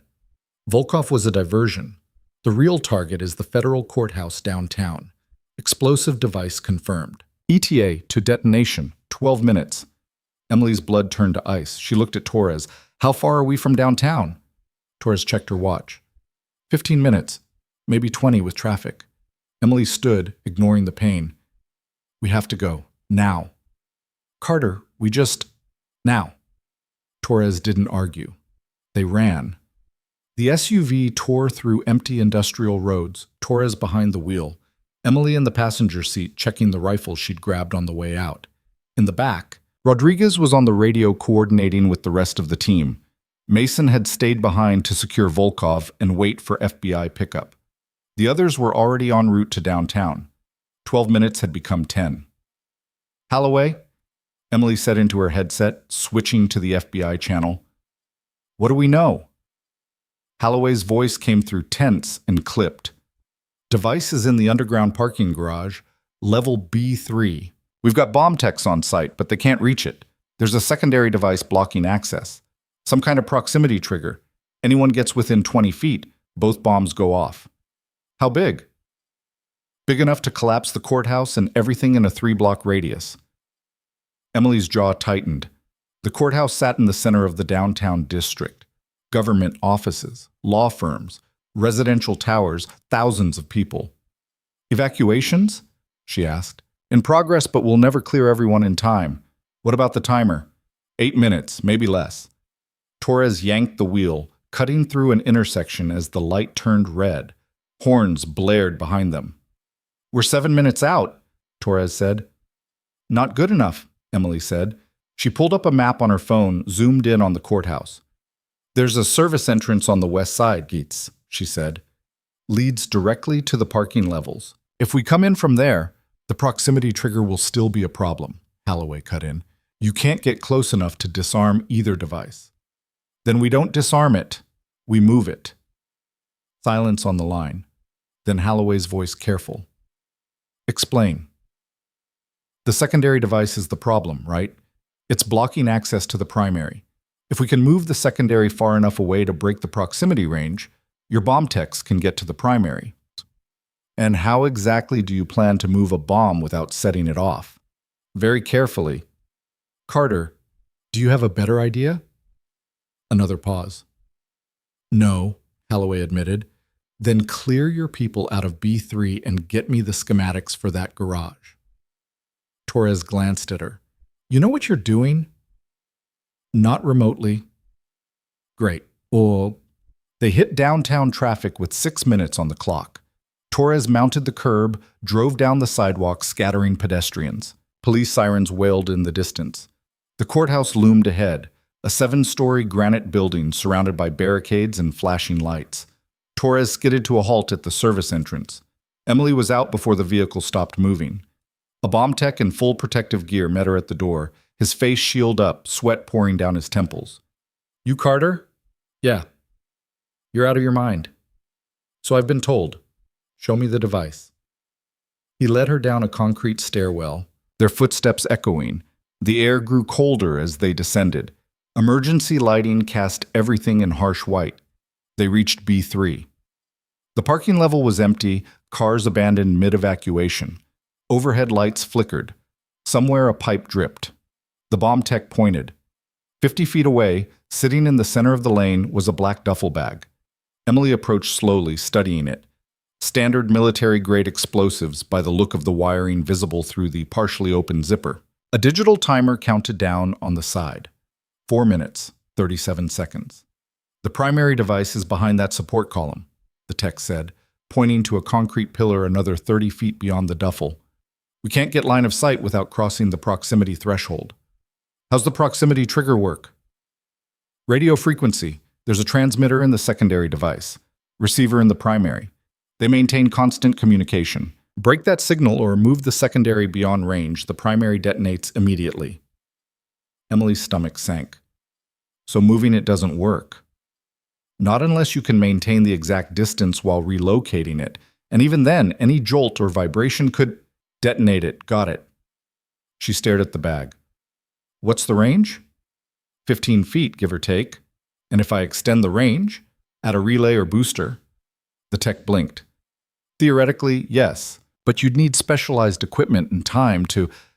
I don't need it to last long, just long enough to move the bag and give your team access to the primary. She pulled out her phone, dialed Rodriguez. I need every portable radio you can grab from the vehicles. Two-way radios, walkie-talkies, anything that transmits RF. And I need them in 90 seconds. On it.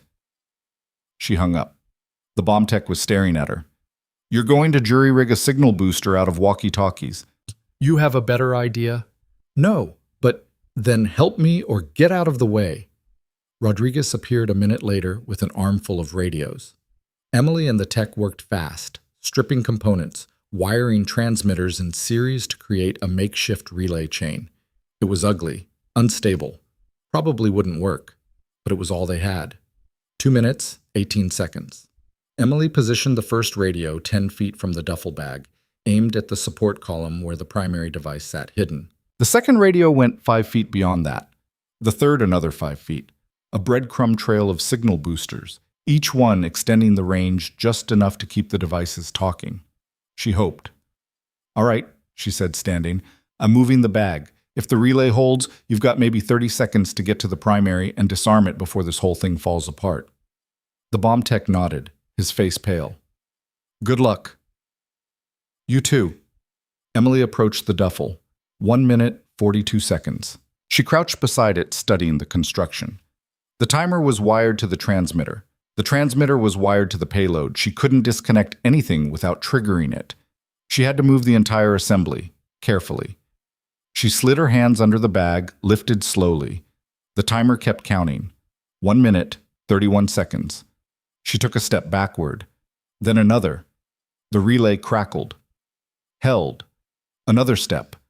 The signal flickered. She froze. The flickering stopped. She kept moving, walking backward, her eyes locked on the timer. 1 minute, 19 seconds. Behind her, the bomb tech was sprinting toward the support column. Emily reached the stairwell entrance, 20 feet from where the bag had started. The relay was holding, barely. The bomb tech reached the primary device, dropped to his knees, started working. 58 seconds. Emily set the duffel down, backed away slowly. The tech was cutting wires, his hands moving with practiced speed. 47 seconds. Talk to me, Emily said. Almost there. 36 seconds. Not helping. 29 seconds. The tech clipped a red wire. The timer on the duffel stopped. Emily's breath caught. Then the timer on the primary device, visible now that the tech had pried open its casing, also stopped. 4 seconds remaining. The tech sat back, exhaling hard. We're clear. Emily leaned against the wall, her legs suddenly weak. Rodriguez appeared at the top of the stairwell. "We good?" "We're good," Emily said. He grinned. "You're insane." "Yeah." Holloway's voice crackled over the radio. "Carter, report. Devices are neutralized. Your team can finish the cleanup." "Copy. Good work." Emily climbed the stairs, her body running on fumes. Every muscle ached. Her shoulder was bleeding again. Her ribs screamed with every breath. She didn't care. It was over. Outside, the area was still cordoned off, but the panic had subsided. Police were directing traffic. Civilians were being allowed back into buildings. News helicopters circled overhead. Torres was leaning against the SUV, smoking a cigarette. "Didn't know you smoked," Emily said. "I don't, but today felt like a good day to start." She offered the pack. Emily took one, lit it, inhaled. It tasted terrible. She kept smoking anyway. Holloway appeared 10 minutes later, flanked by agents and looking like she hadn't slept in a week. "We need to talk," she said. Emily flicked the cigarette away. "About what?" "About the fact that this wasn't just Volkov." Emily's attention sharpened. "What do you mean?" Holloway gestured toward a black van parked nearby. "Get in." Inside the van, Holloway pulled up a laptop, showing Emily a series of documents and intercepted communications. "When we arrested Volkov, we pulled his phone," Holloway said. "He'd been in contact with someone stateside, someone feeding him information, locations, schedules, security protocols." "Someone inside the hospital," Emily said. "Not just the hospital. Someone with access to federal systems, court schedules, FBI movements, everything." Emily's jaw tightened. "Who?" Holloway pulled up a photo. Emily's blood ran cold. It was Garrett, the physician's assistant from the ER, the one who'd tried to make small talk, who'd asked too many questions. "He's been on Blackridge Solutions' payroll for 3 years, Holloway said. "Planted at the hospital to gather intelligence on high-value targets receiving treatment there. When Renner was transferred in, Garrett flagged it. That's how Volkov knew where to hit." "Where is he now?" "We picked him up an hour ago. He's in federal custody." Emily stared at the photo. She remembered Garrett leaning against the nurse's station, talking about ski trips and trying to be charming. She'd thought he was harmless. She'd been wrong. "What else did he give them?" Emily asked. Holloway's expression darkened. "Everything. Patient lists, security rotations, building schematics. He's the reason the attack was so coordinated." "And the courthouse bomb?" "Backup plan. If Volkov failed to kill Renner, the bomb would have eliminated him when he testified next week, along with everyone else in the building." Emily's hands clenched into fists. "I want to see him. Carter, I want to see him." Holloway hesitated, then nodded. "Fine, but I'm coming with you." They drove to a federal holding facility on the outskirts of the city. Garrett was in an interrogation room, wrists cuffed to the table, looking significantly less charming than he had at the hospital. Emily walked in without preamble. Garrett looked up, tried to smile. "Hey, Carter, crazy day, huh?" She didn't sit, just stood across from him, arms crossed. "How many people died because of you?" The smile faltered. "I didn't kill anyone." "You gave them the information, the access. You might as well have pulled the trigger yourself." "I was just passing along data. What they did with it wasn't my—" Emily slammed her hand on the table. The sound cracked through the room like a gunshot. Garrett flinched. "2 MPs are dead," she said, her voice cold and level. "A dozen patients were injured. You put bombs in a hospital and a courthouse. So don't sit there and pretend you're not responsible." "I needed the money," Garrett said, his voice breaking. "I had debts, and they offered me a way out. And I thought, you thought you could sell out your colleagues and nobody would get hurt. I didn't think they'd actually—" "You didn't think. That's the problem." She turned and walked out. Holloway followed her into the hallway. "Feel better?" Holloway asked. "No." "Good, because we're not done." Holloway led her to another room, this one occupied by Colonel Renner and 2 senior military officers Emily didn't recognize. "Carter," Renner said, standing. "These are General Voss and Colonel Matheson. They're heading the investigation into Blackridge Solutions." Voss was a woman in her 60s, gray hair cut military short, ribbons on her chest that spoke of decades of service. Matheson was younger, sharp-eyed, the kind of officer who didn't miss details. "Ms. Carter," Voss said, "we've been reviewing your actions over the past week. Impressive doesn't begin to cover it." Emily didn't respond. "We've also been reviewing your service record," Voss continued. "The real one. The one that's been buried under 6 layers of classification." Emily's stomach tightened. "You were attached to a joint task force in Syria," Voss said. "Operation Sandstorm, highly classified. Your team was tasked with high-value target extraction and intelligence gathering in hostile territory." "That was a long time ago," Emily said. 6 years. Not that long. Voss leaned forward. "Your commanding officer's report says you saved your entire team when an operation went sideways, single-handedly held off an enemy force long enough for extraction. Recommended you for a Silver Star. I didn't accept it, because you left the program 2 weeks later. No explanation, no debriefing. You just disappeared." Emily met her gaze. "I had my reasons. Care to share them?" "No." Matheson spoke up. "We're not here to interrogate you, Ms. Carter. We're here to offer you a position." Emily blinked. "A position?" "The attack on Iron Vale exposed gaps in our security protocols," Matheson said. "We need someone who understands both the medical and tactical sides. Someone who can train medical personnel to survive in hostile environments. Someone who's been there." "You want me to train nurses to fight?" "We want you to train them to survive," Voss corrected. "There's a difference." Emily looked at Renner. He nodded slightly. "It's a good offer," he said, "and you'd be saving lives, just in a different way." Emily considered it. For 6 years, she'd run from who she used to be, tried to bury it under scrubs and patient charts and the routine of a normal life. But the past week had proven something she'd been avoiding.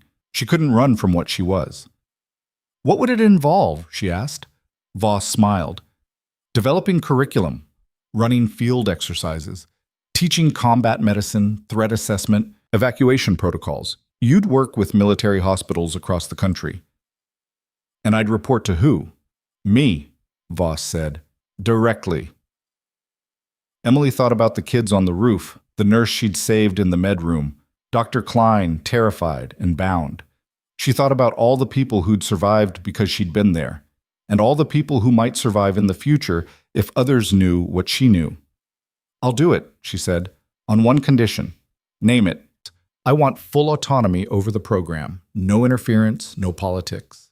I design it, I run it, and nobody second-guesses me."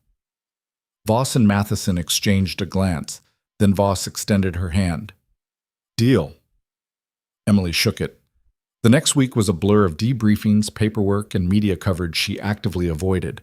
The attack on Iron Vale had made national news. So had the courthouse bomb. Volkov's arrest. Garrett's betrayal. Emily's name came up in reports, but the details were vague.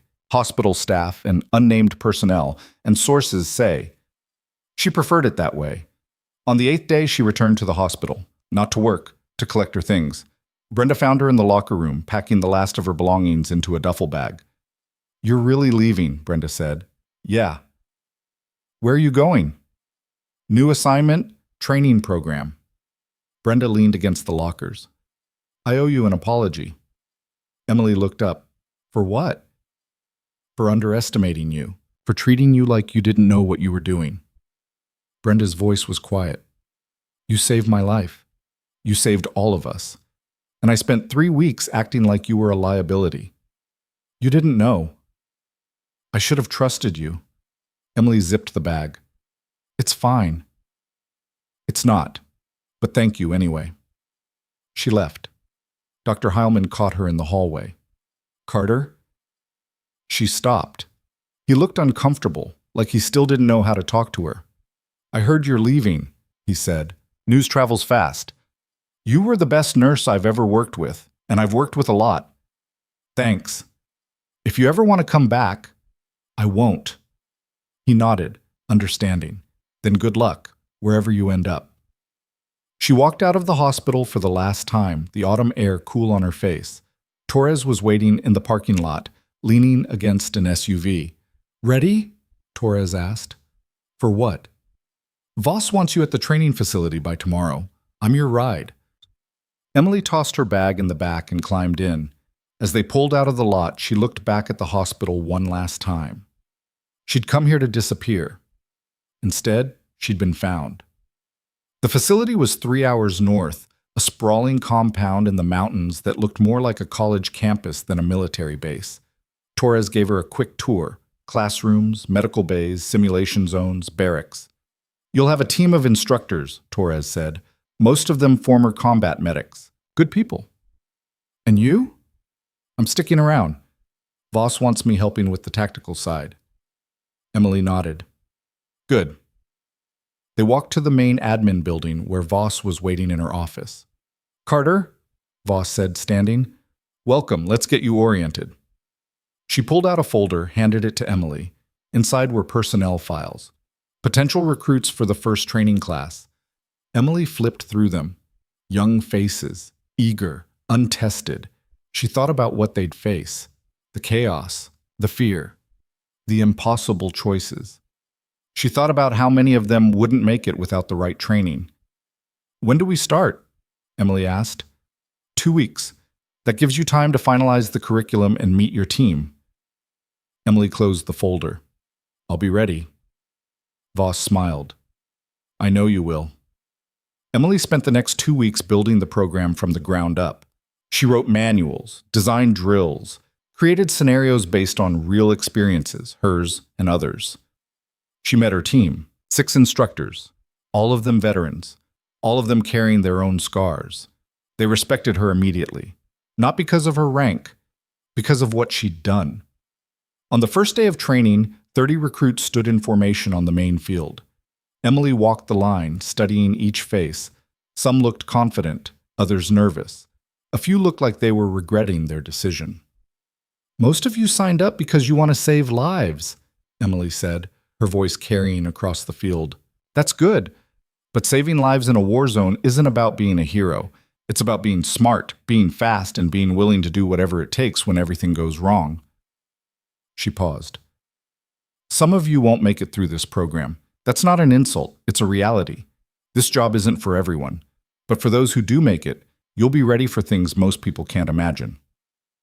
She looked at Torres, standing off to the side. Torres nodded. "Welcome to hell," Emily said. "Let's get started." The weeks blurred together: training, drills, simulations that pushed recruits to their breaking points and beyond. Emily was relentless. Fair, but relentless. She saw herself in some of them. The ones who were quiet but focused. The ones who didn't quit even when they wanted to. By the end of the first cycle, 23 recruits remained. 7 had dropped out. Emily stood in front of the graduates on their final day, watching them receive their certifications. Voss was there along with Renner and other senior officers. "These men and women represent the future of combat medical response," Voss said during her speech. "They've been trained by the best, and they'll carry that training into the field, saving lives that would otherwise be lost." Applause. Emily didn't join in, just watched. Afterward, Renner pulled her aside. "You did it," he said. "We'll see. They haven't been tested yet. They will be, and they'll be ready because of you." Emily looked at the graduates talking and laughing, the weight of what was ahead not yet fully real. "I hope so," she said. That night, alone in her quarters, Emily sat on the edge of her bed and stared at the wall. Her phone buzzed, a text from an unknown number. "You think this is over?" Her blood ran cold. She opened the message thread. A photo loaded. It showed her standing in front of the recruits earlier that day, taken from a distance. A second message came through. "You took everything from me. Now I'll take everything from you, one by one." The phone number was blocked, but Emily didn't need to see the number to know who it was. Volkov was supposed to be in federal custody, but someone had just sent her a photo from outside the facility. Emily's hands tightened around the phone. She stood, walked to the window, and looked out at the dark compound. Somewhere out there, someone was watching. And this time, they weren't coming for her. They were coming for everyone she was trying to protect. Emily didn't sleep that night. She sat at her desk with the curtains drawn, the phone in front of her like a coiled snake. The photo remained on the screen. her standing in front of the recruits, unaware she was being watched. The angle suggested it had been taken from the ridgeline east of the compound, maybe half a mile out. Long lens. Professional equipment. This wasn't some random threat. This was calculated. She studied the image, zooming in on details. The timestamp showed it had been taken at 14:37 yesterday, during her address to the graduating class, which meant someone had been watching for hours, maybe days, waiting for the right moment to make their presence known. The second message sat below the photo like a promise. You took everything from me. Now I'll take everything from you, one by one. Emily's mind worked through possibilities. Volkov was supposed to be in maximum security federal detention, awaiting trial. But supposed to be and actually being were two different things. She'd seen enough bureaucratic failures to know that even the tightest systems had cracks. And Volkov was exactly the kind of person who knew how to exploit them. At 5 o'clock, she called Holloway. The FBI director answered on the second ring, her voice already awake and alert. Carter, it's early. Volkov's not in custody anymore. Silence stretched across the line. Then, carefully, what makes you say that? Emily forwarded the messages, waited while Holloway opened them. She heard the sharp intake of breath on the other end. Where are you right now? Holloway asked, her voice tight. Training facility, north of the city. Stay there. I'm sending a team. He's already been here. A team won't help. Carter? He's coming for the recruits, the people I'm training. He wants me to watch them die before he kills me. That's how he operates. Maximum pain, maximum suffering. Holloway's voice hardened. Then we lock down the facility and flush him out. He's too smart for that. He'll wait. Pick them off one by one after they deploy. Turn this program into a death sentence for everyone who goes through it. So what do you want to do? Emily stared at the photo, her jaw set. I want to end this, permanently. We've been trying to locate him for 2 weeks.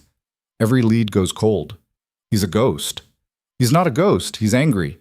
And angry people make mistakes. Emily stood, pacing the small room. He wants me isolated, vulnerable, broken. If I give him that, he'll come. You want to use yourself as bait, again. It worked last time. Last time you had a team. Last time we had intelligence. Last time you almost died. Holloway's frustration bled through the professional veneer. This is different. Emily's voice stayed level. Then get me intelligence. Holloway was quiet for a long moment. Emily could hear papers rustling. A door closing, the background noise of an office already awake despite the early hour. I'll make some calls, Holloway said finally. Stand by. The line went dead. Emily walked to the window and looked out at the compound. The sun was starting to rise, painting the mountains in shades of amber and gold. Below, the first early risers were emerging from the barracks. Instructors heading to the gym, support staff opening the mess hall, a lone runner circling the track. Routine, order, purpose. She couldn't let that turn into a massacre.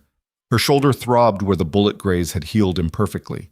Her ribs ached where Volkov had broken 2 of them during their fight at the meat processing plant. Her body was a map of scars, each one a reminder of battles fought and survived. She was tired of fighting, but she'd fight one more time if it meant keeping these people safe.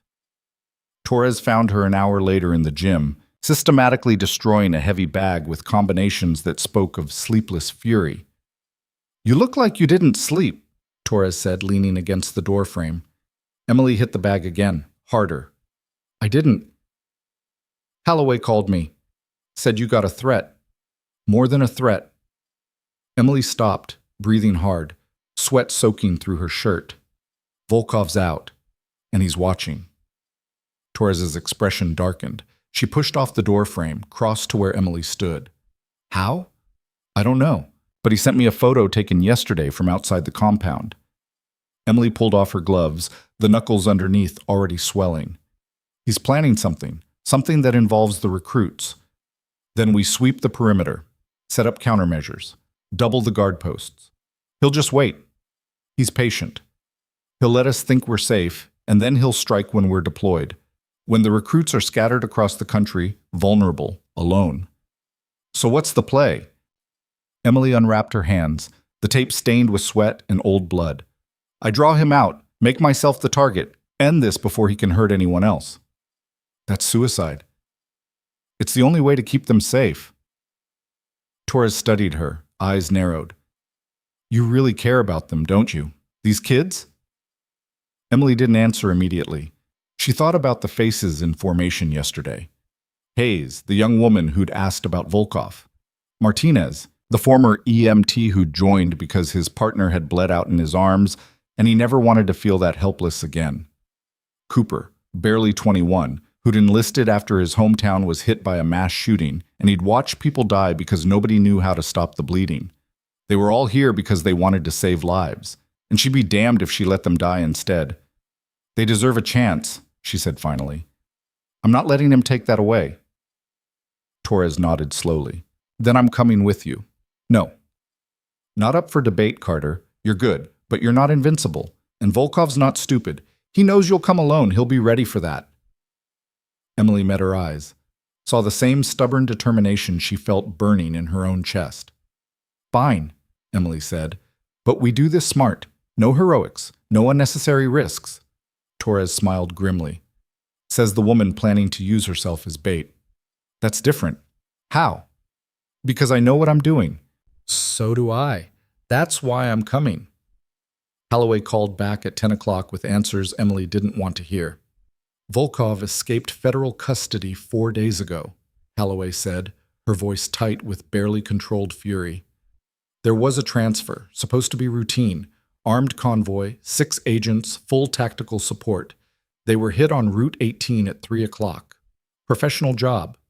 Military-grade equipment. 3 agents dead, 2 in critical condition, 1 missing and presumed dead. Emily's blood ran cold. 4 days. And you're just telling me now?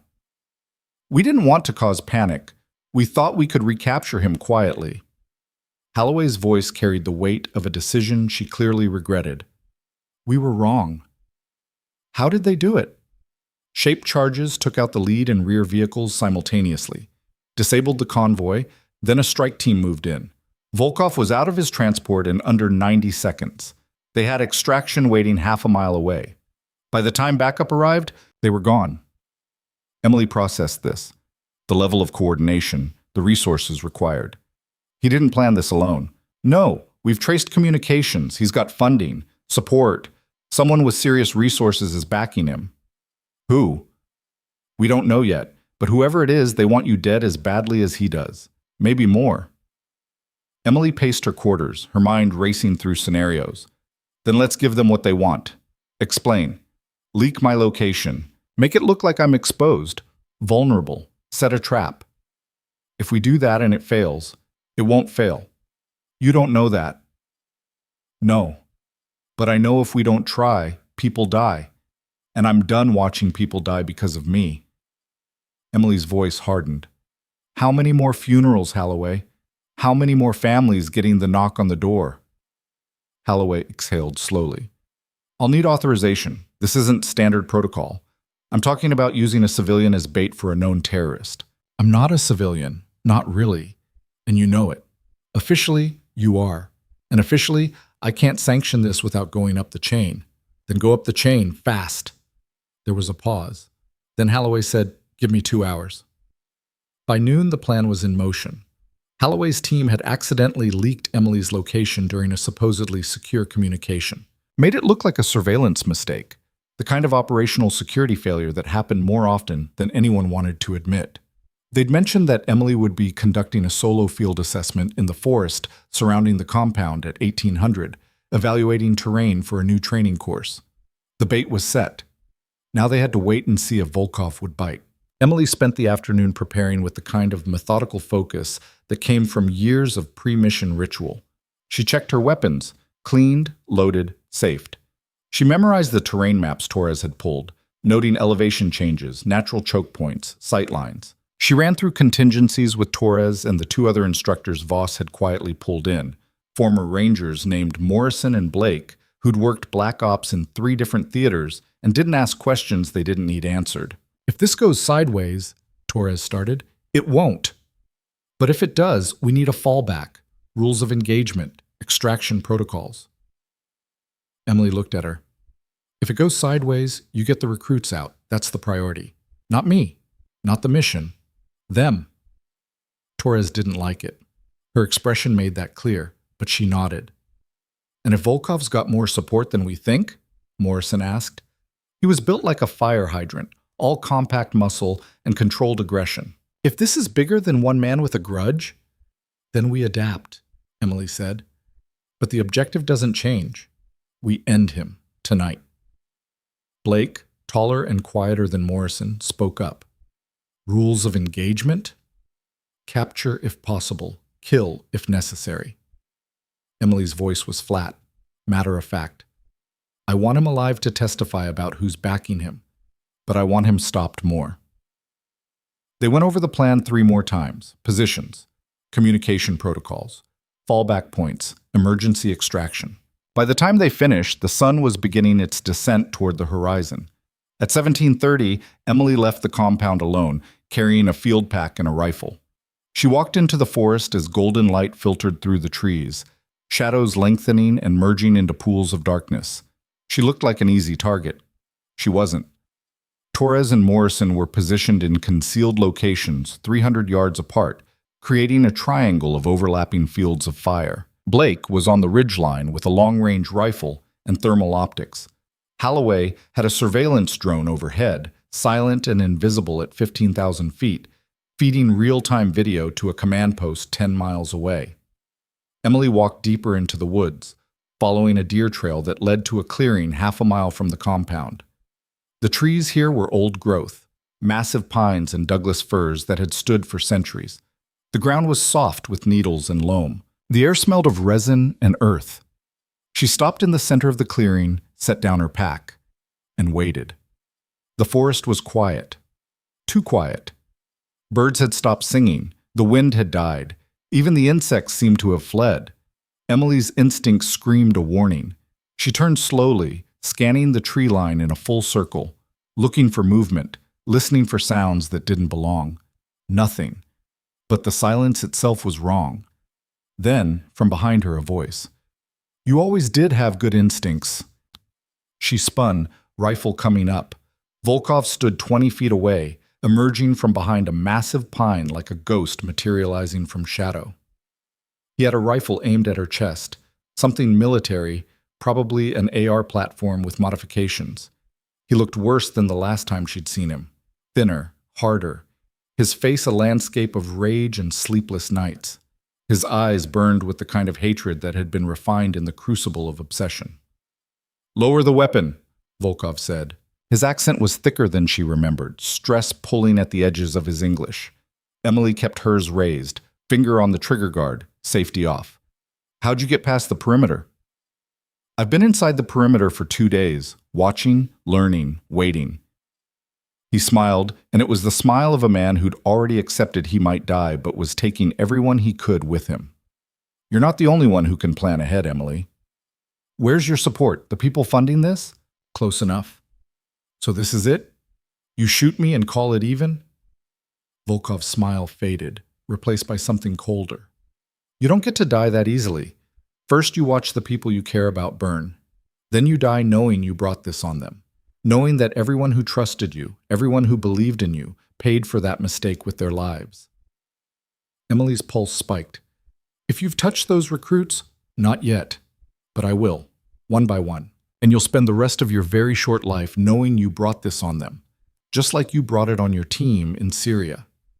Emily's world tilted. Syria. He knew about Syria. How do you know about that? She asked, her voice low and dangerous. We know everything about you, Emily Carter. Every operation, every kill, every mistake. Volkov took a step forward, his rifle never wavering.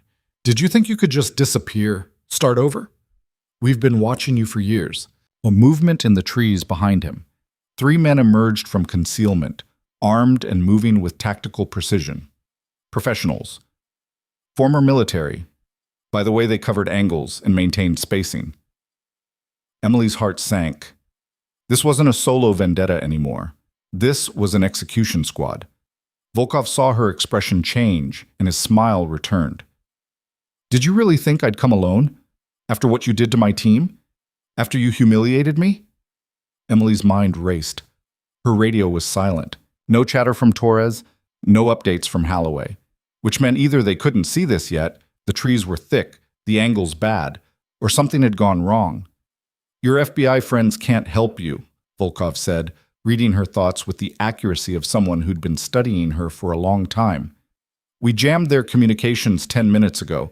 As far as they know, you're just taking a walk in the woods. By the time they realize something's wrong, you'll be dead and we'll be gone. Emily's options narrowed to almost nothing. She was outnumbered 4-1, outgunned, and cut off from support. But she wasn't done. Not yet. You made a mistake, she said, her voice steady despite the adrenaline flooding her system. Volkov laughed. What mistake? You assumed I'd come unprepared, that I'd trust the FBI to keep me safe. Emily lowered her rifle slowly, raised her hands. I didn't. Volkov's expression flickered, just a fraction of uncertainty. Emily smiled. What did you do? Volkov demanded. The recruits you think are back at the compound? Half of them aren't recruits. Volkov's eyes widened as understanding hit. They're operators, so, Emily continued. Undercover, embedded in the program, and they've been tracking my position the entire time, waiting for you to show yourself. You're bluffing. Am I? The forest erupted. Muzzle flashes lit the growing darkness as operators opened fire from concealed positions Emily had positioned them in hours ago. Not trusting the FBI plan entirely, building her own contingency. Volkov's men scattered, returning fire, training, overcoming surprise. Emily dropped, rolled behind a fallen log, came up with her rifle and put 2 rounds center mass into the nearest hostile. He went down. Torres emerged from the tree line like a vengeful spirit, weapon up, laying down suppressive fire that forced another of Volkov's men into cover. Morrison flanked from the left, his rifle barking in controlled bursts. Blake's long-range rifle cracked from the ridgeline, and the third hostile's head snapped back, his body dropping like a puppet with cut strings. The clearing became a war zone, strobing muzzle flashes, the crack of rifles, shouted commands in English and Russian. Emily rose, fired at Volkov's position, but he was already moving, sprinting for the dense forest beyond the clearing. She pursued without thinking, crashed through undergrowth, branches tearing at her face and hands, her boots pounding uneven ground. Ahead, Volkov was a shadow weaving between trees, moving with the desperate speed of a man who knew death was breathing down his neck. She fired. The round clipped a tree inches from his head, bark exploding. He returned fire without looking back, bullets whining past her. They broke into another clearing, this one smaller, bordered on one side by a steep ravine that dropped 30 feet to a rocky stream bed below. Volkov spun, weapon raised, chest heaving. Emily did the same, 20 feet separating them. For a moment, neither fired. You can't win, Volkov said between breaths. I already did. Your team's dead. Your support's compromised. It's over. My people will. Your people are being rounded up right now.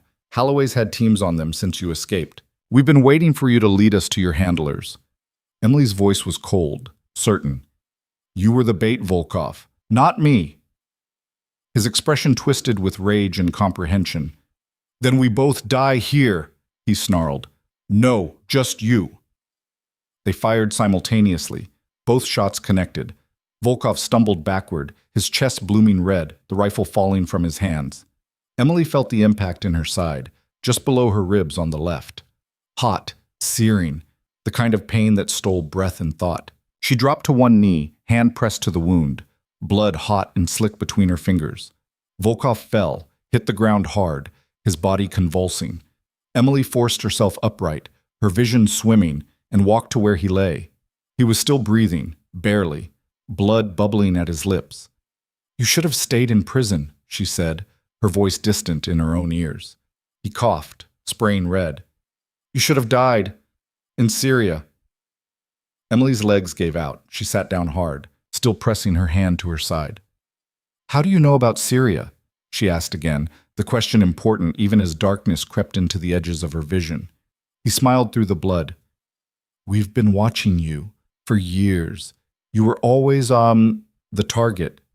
Not Renner, not the hospital. You. Everything else. Collateral. Who's we? But Volkov's eyes had already gone glassy, fixed on something Emily couldn't see. He was gone. Emily sat beside his body, her strength draining with the blood seeping through her fingers. The forest was silent again. Or maybe she just couldn't hear anymore. She heard voices.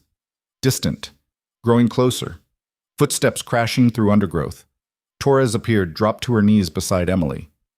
"Carter, stay with me." "I'm fine." "You're shot." "Yeah, I noticed." Torres keyed her radio, her voice tight with controlled panic. "I need a medevac now. Carter's down. Gunshot wound to the left torso. She's losing blood fast." Emily tried to argue, but the world was tilting, the trees above spinning slowly. "Volkov?" she managed to ask. "Dead." "Good."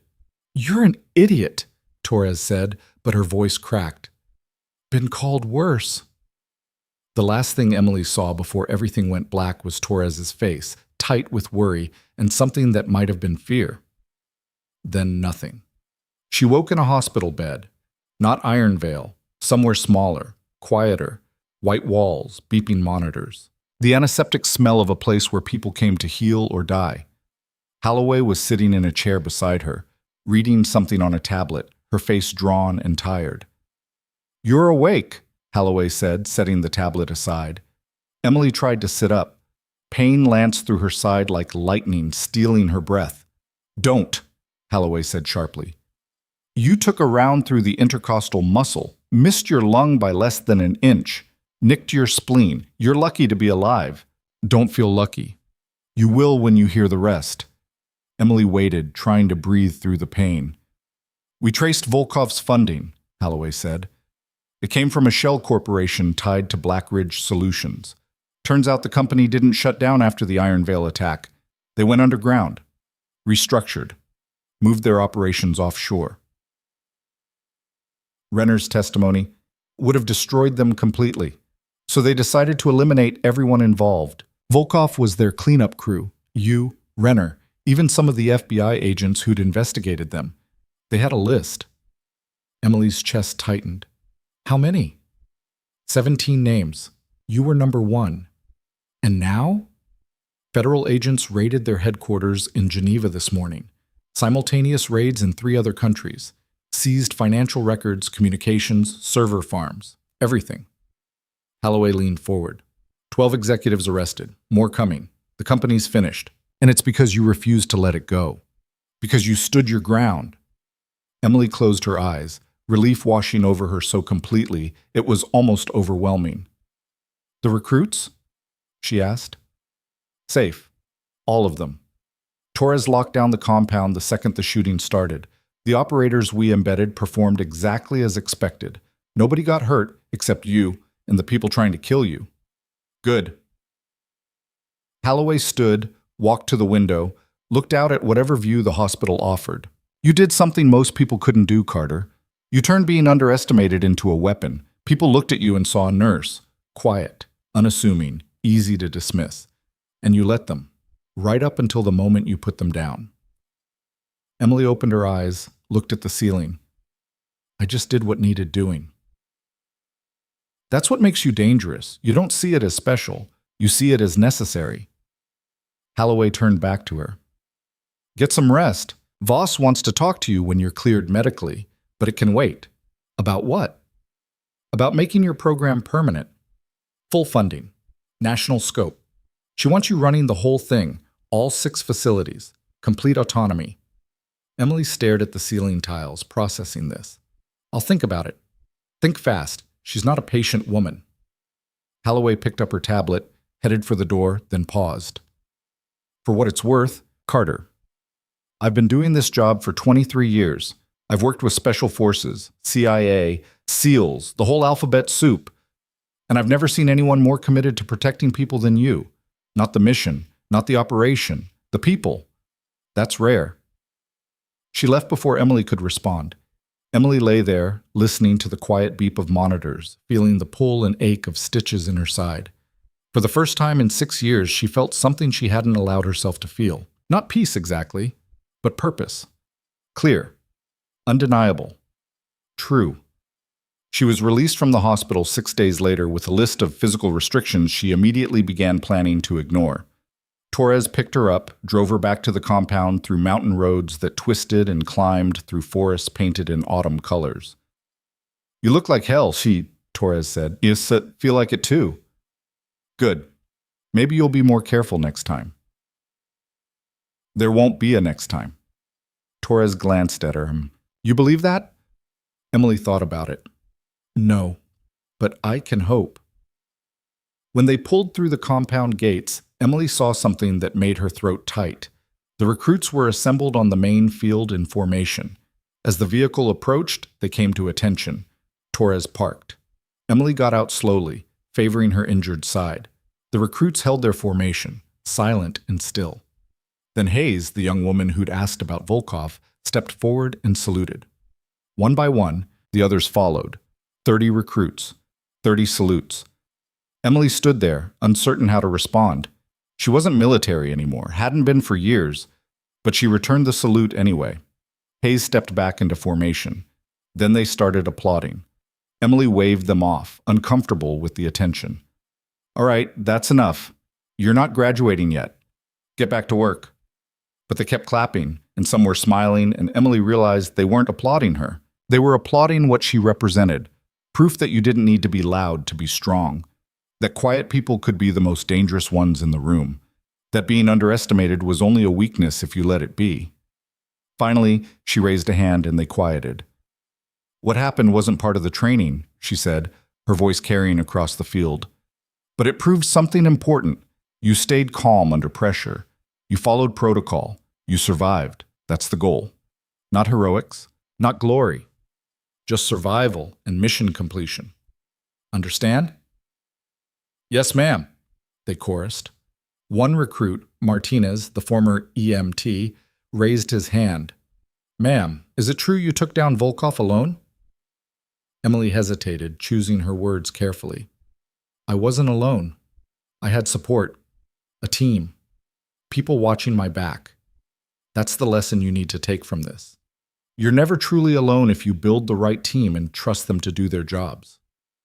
Martinez nodded, satisfied. Emily dismissed them and walked to her office, Torres falling into step beside her. "That was good," Torres said. "What you told them." "It was true. Truth doesn't always make good lessons."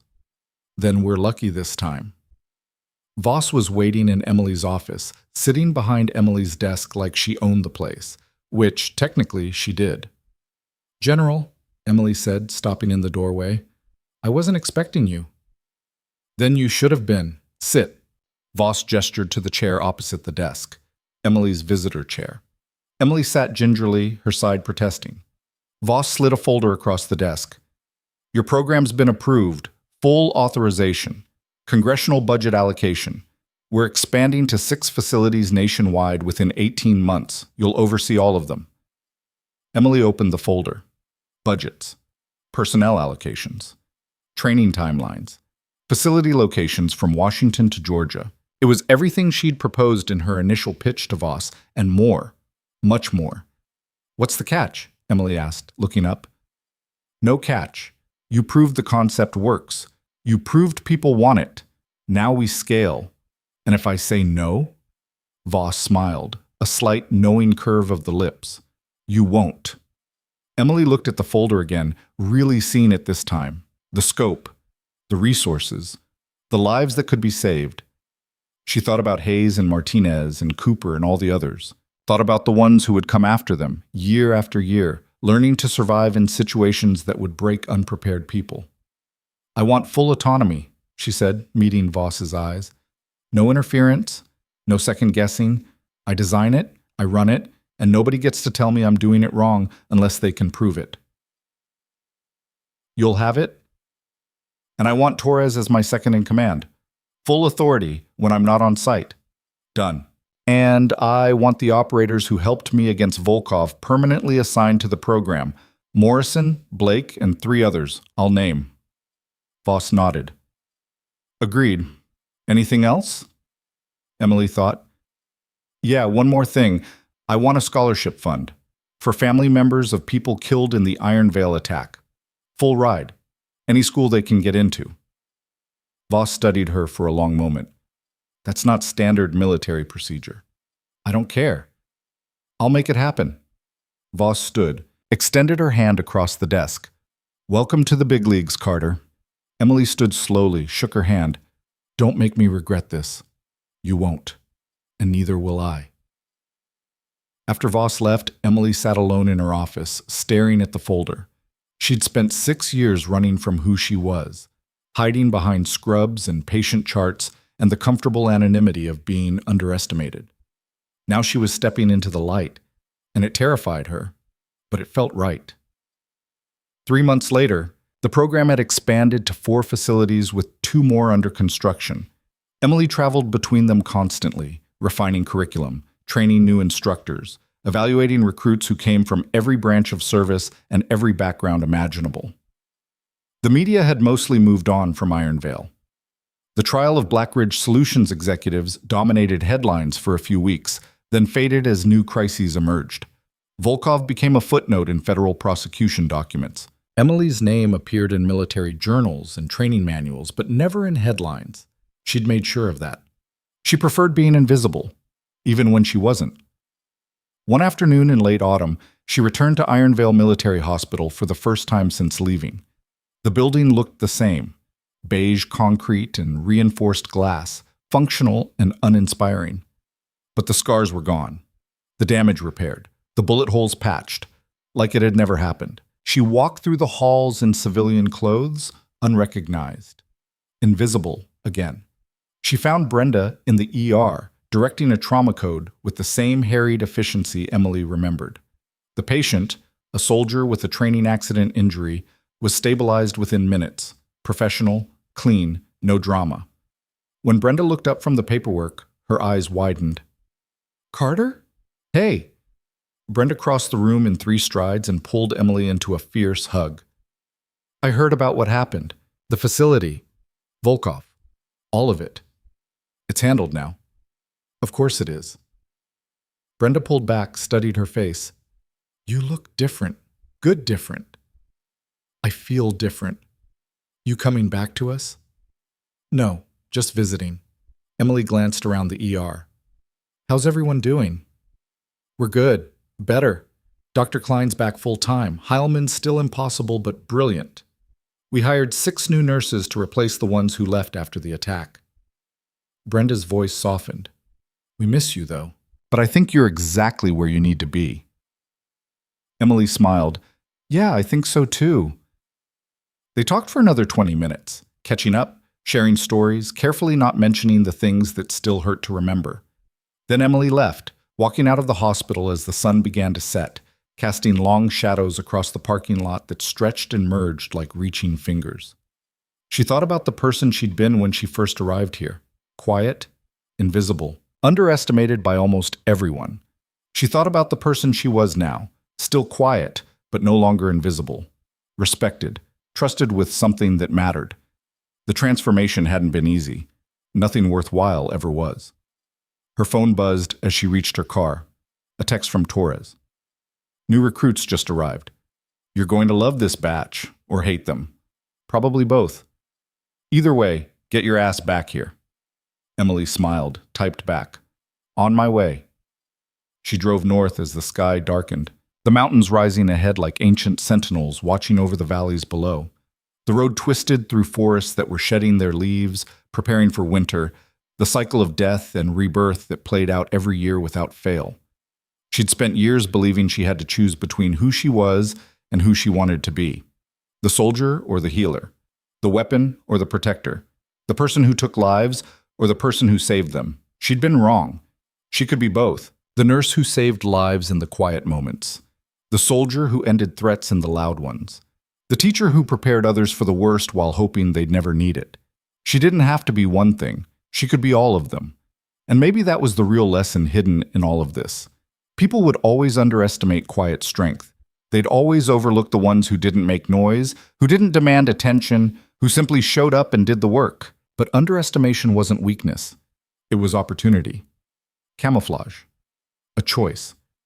And when the moment came, when lives hung in the balance and chaos reigned and everyone else was panicking, the quiet ones became the most dangerous people in the room, not because they were violent, not because they wanted to hurt anyone, but because they were prepared, because they'd done the work when nobody was watching, because they understood that real strength didn't announce itself, it just acted. Emily pulled into the facility as the first stars appeared in the deepening sky. The compound was alive with activity. Lights in the barracks windows, voices from the mess hall, the distant sound of someone running the obstacle course, even though official training had ended for the day. The recruits were assembled on the field, backlit by floodlights that pushed back the darkness. She stepped out of her vehicle, straightened her jacket despite the twinge in her still healing side, and walked toward them. Torres met her halfway, grinning. "Ready?" Torres asked. Emily looked past her at the recruits, saw their nervous faces, their determination, their hope that they were in the right place, learning from the right people, becoming something better than what they'd been, their potential. "Yeah," Emily said, "let's get to work." They walked together onto the field, and Emily Carter, once invisible, once dismissed, once running from everything she'd been, stepped fully into who she'd become. She'd been broken down and rebuilt, underestimated and then proven essential. She'd lost herself in the attempt to be someone else, and found something better in the wreckage. Not perfection, not invincibility, just strength earned through fire and failure, and refusing to quit when quitting would have been easier. And that was enough. It was more than enough, because she'd learned the truth that took most people a lifetime to understand. You don't need permission to be strong. You don't need recognition to matter. You don't need anyone's approval to protect the things worth protecting. You just need to show up, do the work, trust yourself. And when the moment comes, when everything's on the line and everyone's looking for someone to step up, you step up, not because you're fearless, but because you're more afraid of what happens if you don't. Emily stood in front of the new recruits as the floodlights hummed and the night settled in around them, and she began to teach them what she'd learned. That quiet people could be dangerous, that being underestimated was a choice, not a sentence, that the most powerful thing you could be was prepared, and that sometimes the person everyone overlooks is exactly the person who saves them all. She taught them. They learned. And somewhere in the darkness beyond the lights, the world kept turning, kept creating situations where people like them would be needed. Emily Carter was ready, and so were they.